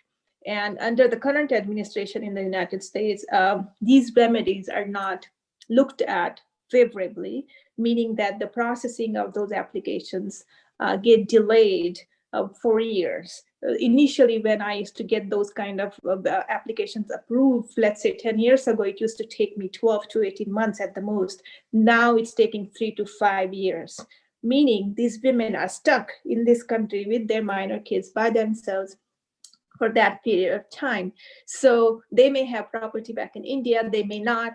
They may have any kind of resources back in India, they may not. So as Mr. Narendra Singh mentioned, that how long can Indian courts exercise some kind of jurisdiction over them? How long can that connection of domicile be established on these global Indians if they have no property connection or no other residence connection back there? So it becomes really difficult to even access what is back in India, because they cannot travel, and then they cannot access the courts back in India for any additional remedies. So that's one area. The second is, of course, in those cases, the husbands generally who have been abusing their spouses try to funnel a lot of money back to India. They try to buy a lot of property back in India in their brother's name, in their father's name, in their mother's name, so that nothing goes to the wife. Now, of course, under the US laws, all of that would become what we call marital property and would be subject to division here. But when it is back in India, the local courts simply throw their arms in the air saying, we don't have jurisdiction over that. If you can prove it's marital property, we will try to bring it here, but there is no way we can help you to enforce the judgment back in India. And when women are stuck here for years, particularly if they are going through this VAWA or U visa type of remedy, then most of the time they end up losing on their share of property. Not only they, but their kids also, right? So that's another area as to, I'm looking to you as solution provider, because you are there and you have been practicing for decades, all of you. And when you write a second volume of your book, if you can address those areas, not only from the jurisprudence point of view, but also from policy point of view, that will be most appreciated by practitioners like me, and of course the beneficiaries of that. The third point I would like to make is that many a times, OCIs, let's say overseas citizens of India, are getting married in foreign countries, right? In foreign countries. So when they come to India, and after coming to India, if one spouse gets abandoned by the second spouse, can the local Indian courts have jurisdiction over them to grant them divorce or to grant them any other remedy? So sometimes, again, they could have the OCI status or some kind of NRI status. They're getting married in foreign country. They return to India, and one spouse abandons the other spouse. And that through that abandonment, now the spouse who has been abandoned doesn't have any way to return to the country of residence. And what are her legal rights in the local courts? Those are completely unanswered issues for us. And then we have been trying to figure out how to help victims in those cases in India. Like, which court can they go to if they have no domicile or no property connection or no connection to India as such, other than, let's say, if they can establish citizenship through their ancestors, right? So that's one area. The next one is one of the types of cases that I also handle are called SIJS, Special Immigrant Juvenile Status type of matters. What these cases represent are minor kids from India who have been abandoned by their parents, either while they were in India or somehow they made their way to the United States and then they were abandoned. It's unfortunate, and we may not hear about those things, and we may not believe that such things happen in the United States, but they do in large numbers, unfortunately. So what happened, let's say, I'll give you one example. So this was from Punjab area. The kid was very young when his father remarried, and he abandoned the first wife. So this kid was from the first wife. So the father remarried someone else. The second wife had kids, and then the kid's mother died when he was only 4 or 5. So now the father didn't want him, but the whole village went to the father, said, look, he has no one else, you have to take him. So the father took the kid, and then the father went to Italy for some reason, for some, I don't know, work or business. He took his second wife, kids from the second wife, and the child from the first marriage. And then when they were in Italy, apparently the second wife caused a lot of issues and saying, I don't want this kid here. He is not good for our relationship, whatever the reasons. So the father abandoned the child in Italy. Okay. So now here is the Indian citizen child, a minor kid, completely abandoned by his father in Italy. And then somehow Italian embassy, the Indian embassy in Italy was able to locate some community member from his village in the United States. So they managed to make that connection and send the kid to the United States. Somehow that case landed in my lap through my NGO. And then now we are working on it. How? Like, he has nowhere to go in India. He doesn't have any connection to Italy. No biological parents are available there to take care of him. So then how do we establish? That's what comes under special immigrant juvenile status. So we went through for years, and we got him the green card and the US citizenship in India, found a family as his local guardians. But what happens to his claim to his father's property back in the village? Can he come back to India and claim any share of his father's property, who seems to have a lot of property back there while he's living as a very poor kid on public charity in the United States? So people like me, we would like to help the child to claim whatever is his through his parents back in India. So those are types of issues also, as to how do you claim inheritance when you have not been part of the family, not been living in India. How can local courts establish jurisdiction over you, or what kind of remedies, and where can you go to establish that kind of claim on your family property? Then Mr. Narendra Singh mentioned wills for global Indians. One thing just one short point about that is that when can a global Indian create one will for his global properties, right? Or does he or she have to create a separate will for separate jurisdiction? Like if I have home in India, home in the United States, home in England, can it be just one will? Is there a way to create one document that's just complete and can be enforceable in every jurisdiction where I have immovable property and movable property? So that's a big, big area that particularly with aging population of Indians who have been migrating abroad since the 60s are now coming home to roost, right? They have retired, and then they are the ones who are looking for such kind of help in large numbers, but we don't have standard answers for them. So we have to take it case by case and try to figure out a solution for them. So that would be a great help for practitioners like us. And the last area is, of course, more about investments, right, and taxes. A lot of global Indians, most of the time, they want to know, how do I bring my money from India to the United States? How do I take my money back? Can I, after I retired, can I continue to collect my Social Security benefits from the United States and live in India? Like if I live in India and collect this income, how much more can I earn in India and still avoid double taxation? What are the taxation laws? What are the limitations on my money transfer between the countries? And then the last point there is, and of course, acquiring real property, running a business. If I'm a U.S. citizen with a OCI, can I live in India and run a business? Can I acquire a business? What kind of real property, meaning immovable property, I can acquire and I cannot acquire, right? And then what happens if I run into bankruptcy issues in India? What happens to my personal assets there versus can the courts reach my assets back in the United States?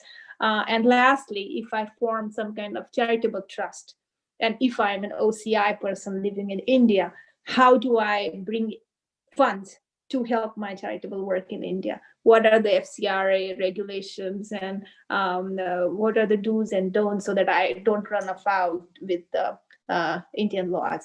So these are some of the highlights of the areas that I just wanted to point out, because you have done, I think this is your 9th book, so I can see one more, at least few more coming out. So I didn't want to miss this opportunity to give you, highlight the areas which I think practitioners like me across the world could really, would appreciate it highly, particularly us who are working with global Indians.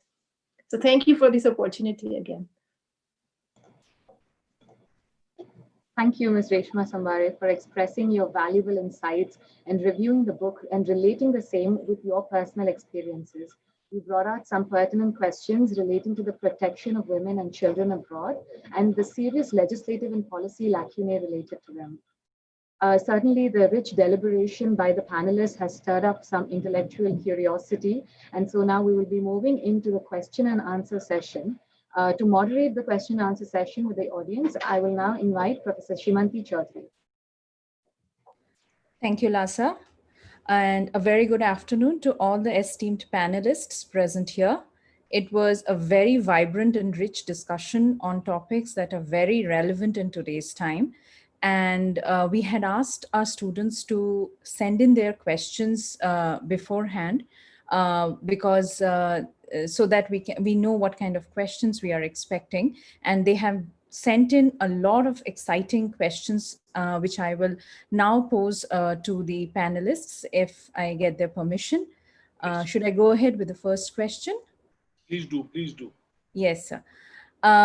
So the first question is with respect to surrogacy and rights of a child born out of surrogacy. And it says if the intended parents refuse to take the child and refuse to take up the responsibility of the child born out of surrogacy, are there any provisions in the Indian law in order to protect the rights of that child? I'll take that question. Yes, sir, thank you. Now, to put it very bluntly, the law on surrogacy is yet to take birth, though the surrogate child has been there for 10 years. We have let surrogacy go on through ICMR guidelines of 2005, but we have not made any law to regulate surrogacy. We have not created any infrastructural mechanism to enforce rights through surrogacy. The only ad hoc arrangement that is existing is through agreements. So through the agreement, there is a duty-bound contractual obligation for the mother to hand over the child and for the parents to take the child. Now, sadly, sometimes when children are born with abnormalities or problems, there is a tendency to not take away the child. Then often the hospital or the nursing home reports the matter to the police. The matter is sort of compromised. But unfortunately, we have developed a system of surrogacy, but we have not been able to bring in a mechanism to take care of the problems. So this is a gray area, and except for moral and other pressures, there is no real force in any system or through a court to enforce such rights. Thank you, sir. So this is something in relation to, again, child rights and inter-country adoption, the next question. One of the students is asking that how well developed are the laws with respect to inter-country adoption that they try to prevent incidents of trafficking? So his question is very blunt to the point that are there enough international laws or even at the national level which is efficient enough to take care of situations of child trafficking? See, as far as this is concerned, this is one area where India has solved the problems. Mr. Narendra Singh will bear out with me that the Hague Convention on Adoptions of 1993 has been signed by India. And to make sure that the obligations in the Adoptions Convention are put in place in the Indian legislation, we have made successive changes in the Juvenile Justice Care and Adoption of Children, Care and Prevention of Children Act 2015 by putting in all the provisions of the Adoption Convention and also of the UN Convention on the Rights of the Child, which also India has signed. We have created a special chapter on social integration and rehabilitation of children through adoption. We have made JJ rules. Then most importantly, the then Minister of Women and Child Development, Menka Gandhi, was very emphatic in making the adoption regulations 2017. Now, because we signed the Hague Convention on Adoptions, we had to be a signatory country. We had to create a central authority, and Central Adoption Resource Agency has now become Central Adoption Resource Authority, through which the entire process of inter-country adoptions takes place. The beginning of all this was Lakshmikant Pandey, 3 judgments, 1996, 1998, and 2000, by which trafficking of children was a conscious issue. So those judgments have actually percolated down into these adoption regulations. Now the trafficking of children is almost over. All inter-country adoptions go through CARA. Central authorities of different countries get in touch with the central authority, that is CARA in India. You get into a queue, you get a home study, then there is evaluation, then there is a court order, and then there is a CARA NOC. So trafficking is now something which is very difficult to do in vis-a-vis children is concerned. So adoptions is one thing which the law has taken care of, happily, of course. Thank you, sir. Yes, sir. Narendra Singh, sir, would you want to make some comments? Yes, I would just like to add to that, yes, sir, that before the convention, the Hague Convention was adopted, we had the judgment on the Lakshmikant Pandey, in which the Supreme Court had laid down some guidelines to be followed in the case of inter-country adoptions. And some of these guidelines have now been incorporated into the Hague Convention. Thank you, sir. This actually brings me to the next question, which is based upon the rights of child under the Convention on the Rights of the Child, and how it juxtaposes itself with this confusion or conflicts that are created due to applicability of multiple jurisdiction on the rights of child born out of marriage, which may have happened between parents of different nationalities. And this is with respect, again, with foster care child and India's response to the foster care system. So we have seen and we know of a lot of cross-cultural interactions that foster care concept is very well developed in US and UK, and we see a lot of situations where children in unhappy homes, in homes which are not comfortable or conducive to their well-being, being taken up in the foster care, and from there they are sent to families where they can be taken care of. In Juvenile Justice Act also currently there is a mention of foster care, but we have seen that the system is not as developed as or as systematic as we have seen in the operating countries like USA and UK. What would be the panelists' opinion with respect to development of a foster care system in India and the governing legal framework? What should it entail? See, as a practitioner, I have dealt with these issues to a great extent. Now, whenever we see a child custody dispute, we lose track of the fact that this is actually about the rights of a child. So I have, in my recent arguments before courts, started talking of the rights of the child. And I have based my arguments on the fact that United Nations Convention on the Rights of the Child, UNCRC, was ratified by India. And all the beneficial provisions of the rights of the child to a home, to a family, to a nationality, to live in a country of his residence are actually incorporated in the JJ Act. The only enactment which defines the best interest of the child is actually the JJ Act. Till now, the courts would tell me, listen, you are talking of an enactment which does not apply to normal children. This applies only to children in conflict with law or juveniles. So I have said this act also applies to children in need of care and protection. So if there is a child whose rights have been violated, maybe by a natural guardian or a parent, he needs protection. So happily, to my satisfaction, this definition of the best interest of the child from the UN Convention on the Rights of the Child is now being taken in child removal matters.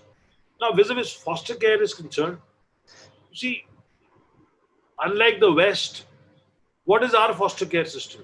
Our foster care system is grandparents,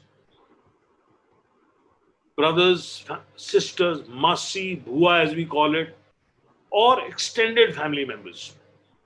Because we are extended families, we are not single parent or dual parent families where parents, let us say in the US or in a foreign jurisdiction, maybe just the husband and wife. So if there is a dispute, the child goes to foster care.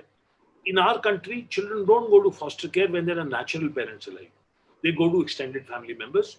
The mother goes to her parents. The father may choose to go to his brother or his sister, etc., etc. So, but vis-a-vis children abandoned, children neglected, children abused, or children with no parents, the JJ Act has got a complete machinery now. Abandoned children go to social service. There is a public notice. After that, they are moved into an orphanage or a child care home and they are put up for adoption.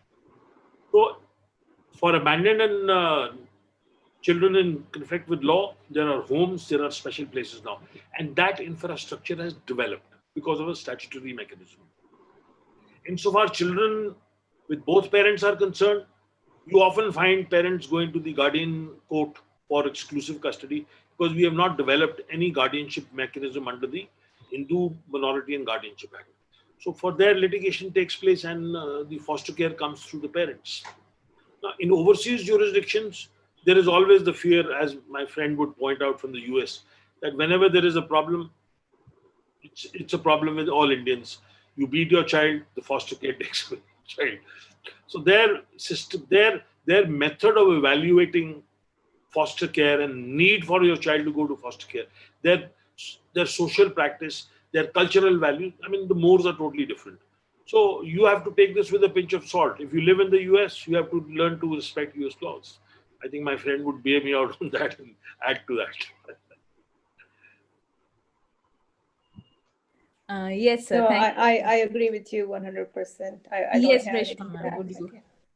No, I agree with Advocate Malhotra 100%. I have dealt with quite a few CPS, we call it, Child Protection Services matters here, because Indian parents, it takes them time to learn the US laws, and if they continue to follow the punishment methods that they are used to in India, it doesn't go well here under the US laws. So they run into some issues with the CPS. And if it is a severe one, then CPS can remove the child and put it in a foster care until parents go through certain months long versus worth of training courses, take exams, go to a court and under oath give some kind of affidavits that this will not happen again. And if it does, then they may lose their child to foster care until the child turns 18. And it has happened. So yes, Mr. Malhotra is right that they have to follow the laws when they're here, the local laws. Something. And there's one issue which I would like to talk of, which Reshma had addressed about the abandoned children in foreign jurisdiction. Now, I dealt with a matter like that. There was a young child, 6-year-old boy, who was abandoned in the streets in England, Southall, by his parents who were illegal immigrants themselves, and who thought that the Britishers would give him British nationality. Now, the local council took him in care, and they tracked down his uncle in a village in Punjab. They sent a social worker who tested the DNA, and it proved positive. Now, the uncle said, listen, I'm willing to take on this child. But the question was, how would the child leave the country and how would the child arrive in India? So when the social services people approached the Indian High Commission in London for a passport, they said the boy has already got a passport. We can't give you a passport unless his parents come and say they've lost a passport. So that is the time I filed a writ of a mandamus in the Punjab and Haryana High Court on the behalf of the Borough of Ealing, directing the MEA and the High Commission in London to give him a travel document. And the High Court did issue an order that this boy should be given an emergency travel document to travel from London to Delhi. And then through a social worker, the boy was taken by the uncle. He was produced before a guardian judge. And the 9-year-old boy said, listen, I can tell you better tales nobody has ever heard. And his uncle took him in care. So there is a mechanism. All you need is some innovation, which as a lawyer I have done, but this is something to share it. It's Gurinderjeet Singh. You might find the case somewhere on YouTube also. Yes. Thank you, sir. And thank you, ma'am, as well. Actually, this brings me to the next question, which is with respect to use of domestic violence by parents, which Indians tend to do to teach a lesson to the kid. And the question is with respect to the increasing trend of filing false cases of domestic violence. And whether the time right now is ripe to have a special legislation in order to counter action against persons who file such false cases, or whether there is a bigger danger of law being used and abused against the victim if the other party has more financial power or more, have a higher social status. If under such circumstances, will it be a possibility that any such legislation or legal action can be misused or abused against the victim? So it's a question of how to balance out in law. And this student is asking that whether, how the law should be addressing it. Over to you. I'll take on this question straight away. See, I have in litigations recently started observing that for violence suffered in Cape Town, in London, or in New York, the domestic violence petition is filed in Delhi, Mumbai, or in Jalandhar. Now, the larger question is, can domestic violence suffered in a foreign country be a subject of adjudication in India? See, happily, the IPC is very clear that the IPC has extraterritorial application vis-a-vis Indian national, or only on Indian soil. It has no extraterritorial application. That is section 3 and 4 of the IPC. So if you have a mother-in-law sitting in Dubai and a lady coming to Delhi and saying my mother-in-law beat me up, the IPC will not apply because the woman has never been to India and she doesn't live here. But in the Domestic Violence Act, under Section 27, it is said that the woman has the jurisdiction, or the court has the jurisdiction to file a petition where the wife is residing. Now, I have tried to unsuccessfully argue before a court that this is only if the domestic violence is suffered in India. You live in Nagpur. You have come to Delhi, where your mother lives, and you have a right to file a violence petition because the domestic violence has been suffered in India. But can you extend the jurisdiction of the Domestic Violence Act to South Africa, to New York? No, I would think no, but the court didn't agree with me. They said this is a beneficial legislation. Now, what has started happening of late is, see, under the Domestic Violence Act, you can get an order faster than you can in any other system or in any other litigation in India. All you have to do is file a complaint before a magistrate, and you can get an ex parte order. You don't have to lead evidence, and in the proceedings are supposed to complete within 60 days. It's a summary procedure. So you can get a residence order, you can get a maintenance order, you can get a right of residence to live in a shared household, you can get a custody order. So what do? You get a custody order of your child in a domestic violence petition. Now the question which a foreign court asks is this custody order in a domestic violence petition a final adjudication? The answer is grey, and the answer is no to a certain extent, because you have to go under the Guardian and Wards Act to the family court to get a custody order. So yes, there is an abuse of the DV Act. There is, to a large extent. See, what is done is you file for maintenance under 125 CRPC, you file an FIR under 406, 498 IPC for cruelty and harassment, you file a domestic violence complaint, and in some metropolitan jurisdictions, it is fashionable to file an anti-injunction suit also. And then you also file a divorce petition. So before the other spouse comes to India, you tell him, listen, you have 6 litigations. So the poor chap says, thank you very much. I'd rather stay here. So I think what is happening is that the plethora of laws adding to the misery of a spouse, which is going to be used to settle scores, has become, I think, it has become counterproductive. We really need to sort this out.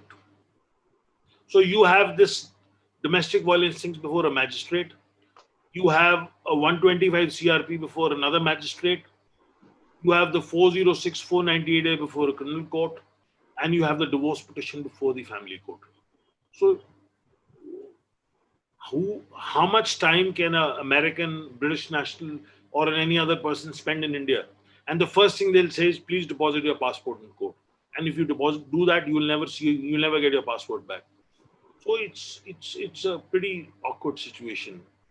I'm not taking gender sides, but it is a lot of counterbalance wrongly done.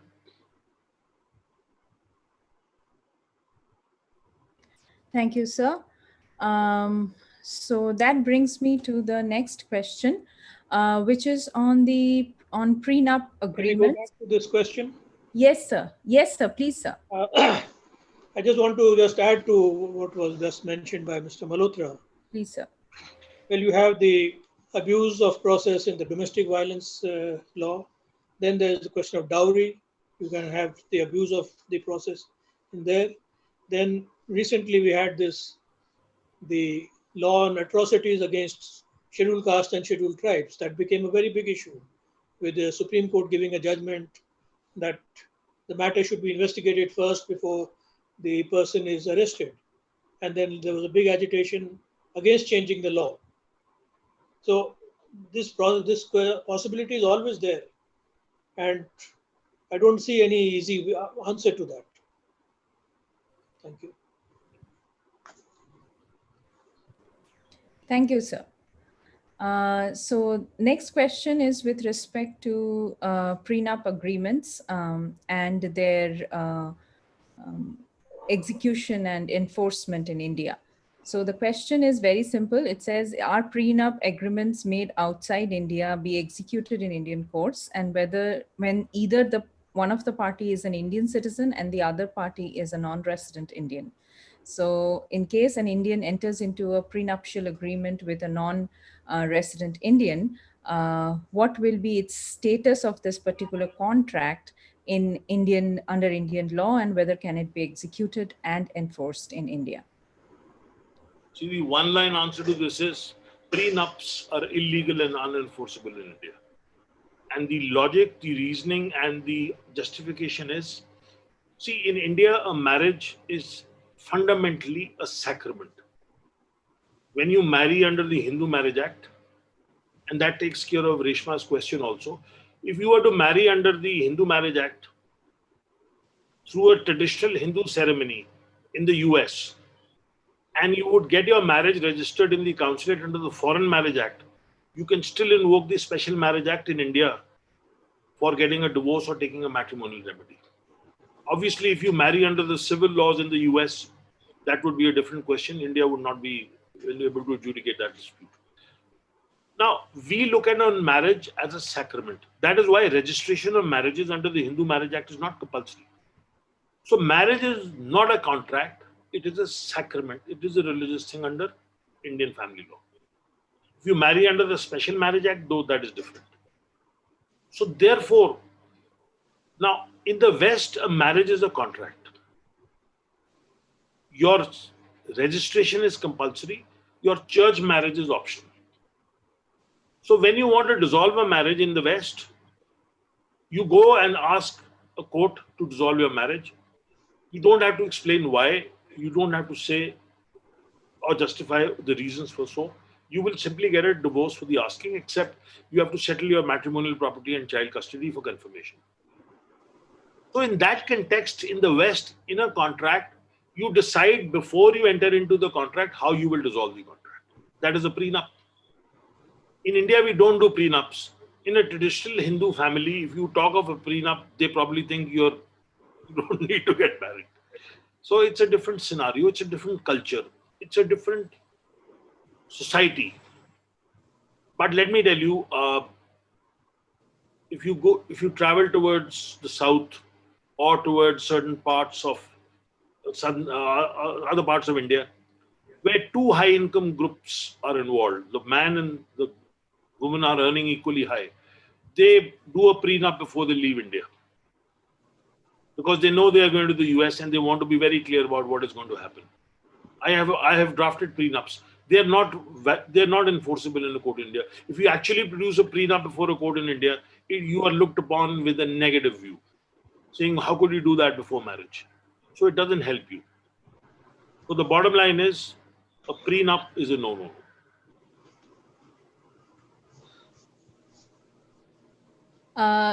Just out of curiosity, sir, and because I also teach contract, this question has been lingering in my mind for quite some time. Is prenup, can it be enforced as a contract between two individuals? It's against public policy. It's okay. basically a fundamental violation of the Contract Act. Contract Act, yeah. Yeah, you see, because it is a contract not allowed by Indian law. Yes, yeah, public policy. Plain and simple. Yes, yes. So, it's a void contract. Thank you, sir. Thank you for this. And the last question is something which is very valid in today's time. And some student has asked, like during this pandemic, when international travel was restricted or banned for most countries, and there were couples who were supposed to get married stuck in different countries, and they decided to get married virtually through any mode of like video conferencing or something. Will the legality of that marriage be in question in any circumstances, or will the jurisdiction change just because one of the spouse, though resident of India and citizen of India, was stranded in another country from where he entered into the marital obligation through a virtual mode? Will that impact the legality of the marriage in any? I don't think you can do a virtual marriage under the Hindu Marriage Act. The simple reason is You have to do the ceremony. And what is the ceremony? In the Hindu mythology, the Lama Fere, 7 times around the fire. In the Punjabi culture, around the holy book. So unless you tie yourself to each other and go around the fire the 7 times or the book 7 times, you can't do that virtually. Now you could do your registration in the foreign mission or something under the special marriage act. But I think a traditional, conventional Hindu ceremony would not be possible because there is no ceremony. If you're not there together, then where is the marriage? Mr. Narendra Singh might be able to answer that better. No, I agree with you. Yes. We don't have Justice Murli.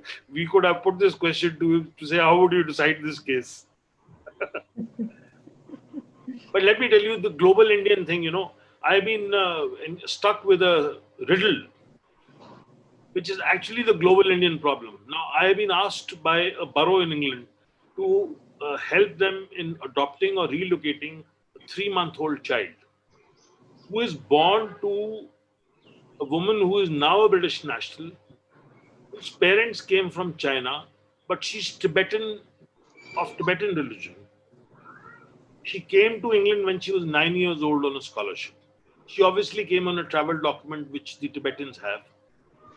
Now, she is there is a relationship she has got into a man who's a British national, who's an alcoholic. She's herself studied very well. She became a banker, but she went down in life. She's a substance user. She has gone astray. She can't handle the child. Now, the Britishers want to know if her Tibetan sister living in Karnataka wants to adopt or be a guardian to the child, what would you do? Now, this sounded more like a moot proposition. But then, where is the answer? So, I found the answer in Justice Murli's judgment. Namgyal Dolkar, Tibetans are Indians. See, all Tibetans who came from between 1950 to 1987, according to his judgment, should be given Indian citizenship. But what of those Tibetans who don't want to become Indians? So, we treat them as foreigners. We don't call them refugees. So, I have handled the proposition to say that these Tibetans are Hindus. So if you are Jain, Sikh, Buddhist, you are a Hindu. So if you are a Tibetan, you are a Hindu. If you are a Hindu Minority and Guardianship Act doesn't talk of Canadian Hindus, British Hindus. So once you are a Hindu, you as a person, you are a Hindu, you may be, so your immigration, nationality and your resident status is immaterial. So her sister can adopt. And the child presumably would also be a Hindu, because she has been born to a Buddhist mother who would be classified as a Hindu. So this is the global Indian. And human relationships build out such complicated problems. But for a British judge to figure this out, now he sent me a supplementary question. Would Tibetan and Chinese law apply? I told him, well, the answer was Tibetan and Chinese law will apply to Tibetans or Chinese nationals living in Tibet or China, not Tibetans or Chinese domiciled in India or living in India for so many years. Law of domicile. So that's how problems come up. And every day, somebody somewhere poses such a problem which is beyond comprehension, and therefore global Indians. Now I'm going to go back to say global law for Indians.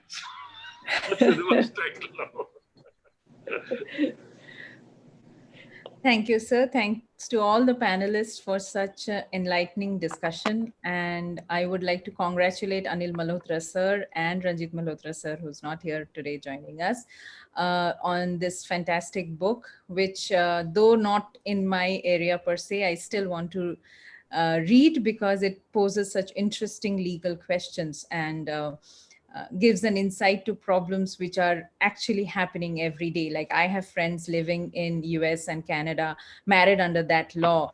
And both of them are Indians, but they have been living there for so many years. And they do come back and ask such questions, what if, what not? So it's a good way to at least engage in a discussion in a friendly forum. Thank you, Murli sir. Thank you, Narendra Singh sir, and thank you, Anil Malhotra sir, and thank you, Reshma ma'am, for this. Over to you, Lasya. Thank you, ma'am. Thank you, Professor Shumanti, for moderating this session. And thank you to our esteemed panelists for expressing your thoughts and views on the questions that were posed. Now, to summarize the key takeaways of today's discussion and to deliver the concluding remarks, I would like to welcome Dr. Shashikala Gurpur.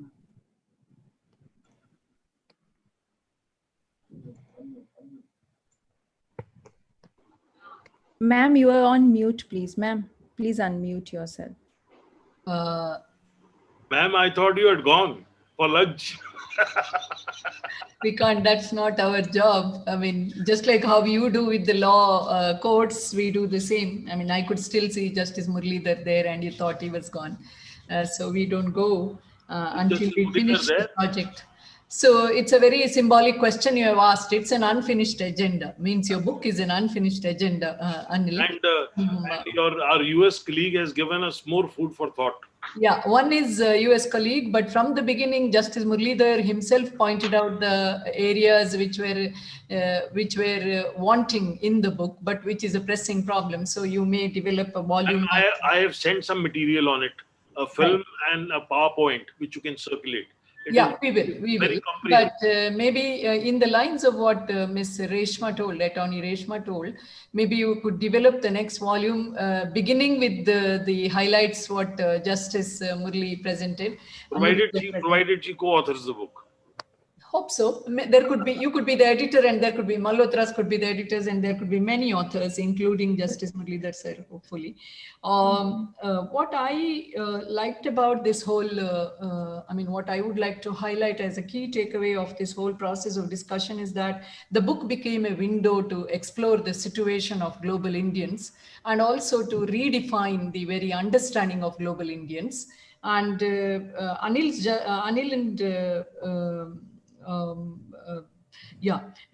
and Ranjit's justification of global Indians as Indians are everywhere, they are global, therefore we are discussing, that kind of a broad definition got more streamlined with the reflections that came in, and the underprivileged global Indians were highlighted in Justice Murli's exposition.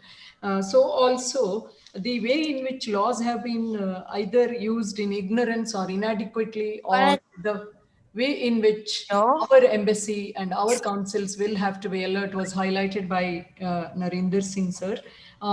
We also had a lot of learned exposition coming from Ms. Reshma, who has been working with such global Indians on the other side of the globe, in a relatively richer part, but relatively vulnerable population though.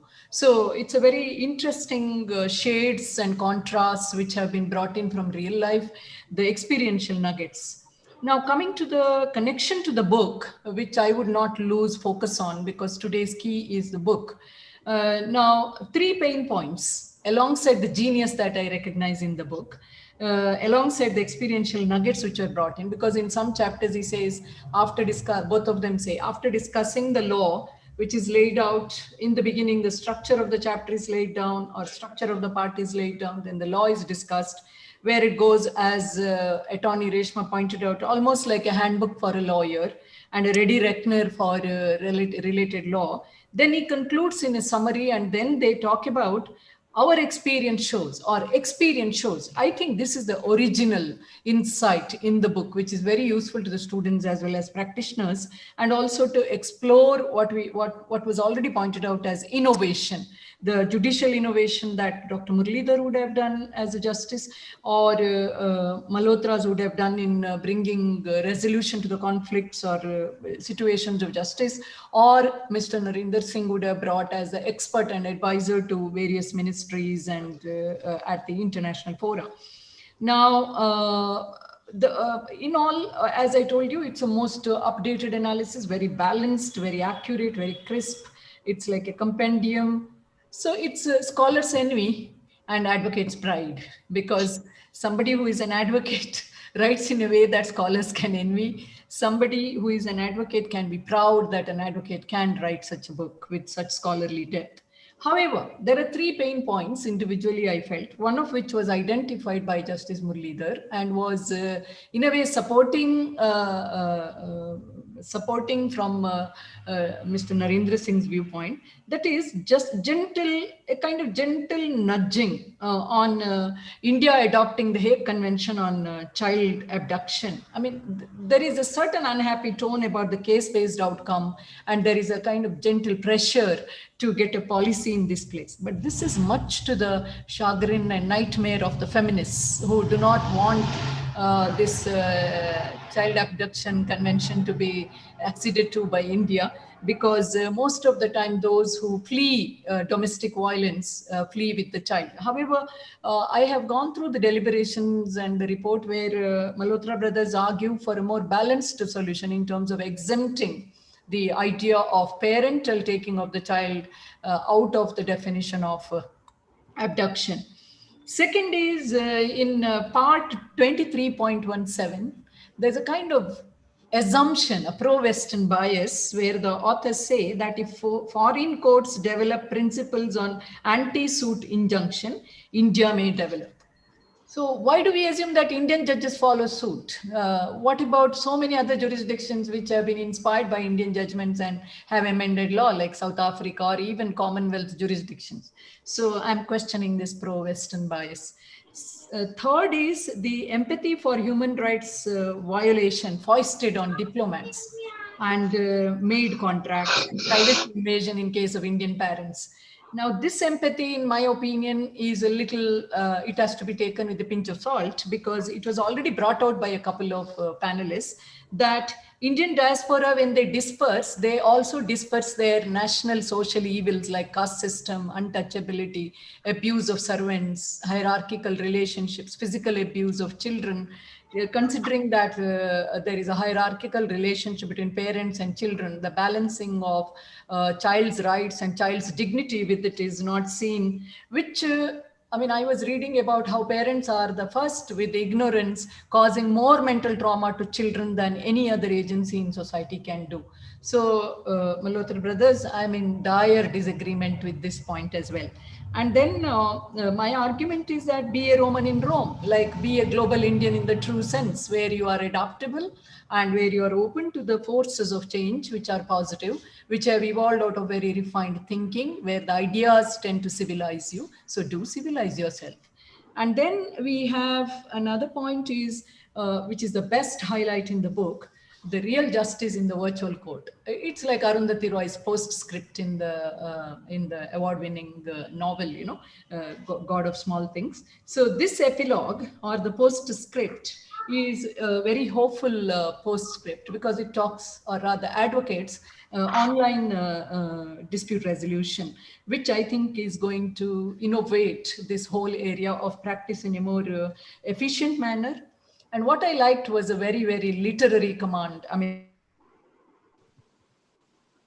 of the book, make hay when sun shines. I mean, I think that's where the Victorian influence and that's where Mensky and Soli Sorabji come together when a book ends with that kind of a very beautiful aesthetic ending sentence. So overall, I think it has been a very rich discourse, enriched by each and every panelist through the nuggets of their experience, through their critical reflections, setting the future agenda for the authors. And in that is carried and hidden is the gem of great praise for the authors. Both the authors deserve great commendation, and all the panelists deserve our gratitude and commendation for rightly appreciating the book. Thank you, one and all. Thank you. And there is no lunch in the guest house or the faculty house today. We missed that. Yeah. I missed that. Yeah. Particularly in the luxury I'm suite. really unfortunate not to entertain all the three panelists there. Yeah, but I think there is always a next time, and hope that is soon. It is always happy to remember good memories. Yes. Yeah. And the Samba restaurant and the luxury and dosas. hospitality which Symbiosis very kindly extends. Thank you. Thank you. It's all our team. So And you are a very effective leader of the team, devoted, dedicated, 24/7, on call, all the time, 2 academics, 2 students, as physically and virtually observed. Thank you, sir. Thank you, ma'am, for succinctly summarizing the key takeaways of our discussion today and your critical analysis of the work, which is really the food for intellectual progress. So thank you very much for that. On behalf of Symbiosis Law School, Pune, I extend a heartfelt gratitude to our esteemed panelists, Honorable Justice Dr. S. Murli, Advocate Anil Malhotra, Mr. Narendra Singh, and Ms. Reshma Sambari for your valuable insights and the voracious discussion that has taken place today. We thank our top management at Symbiosis International Deemed University for their constant support.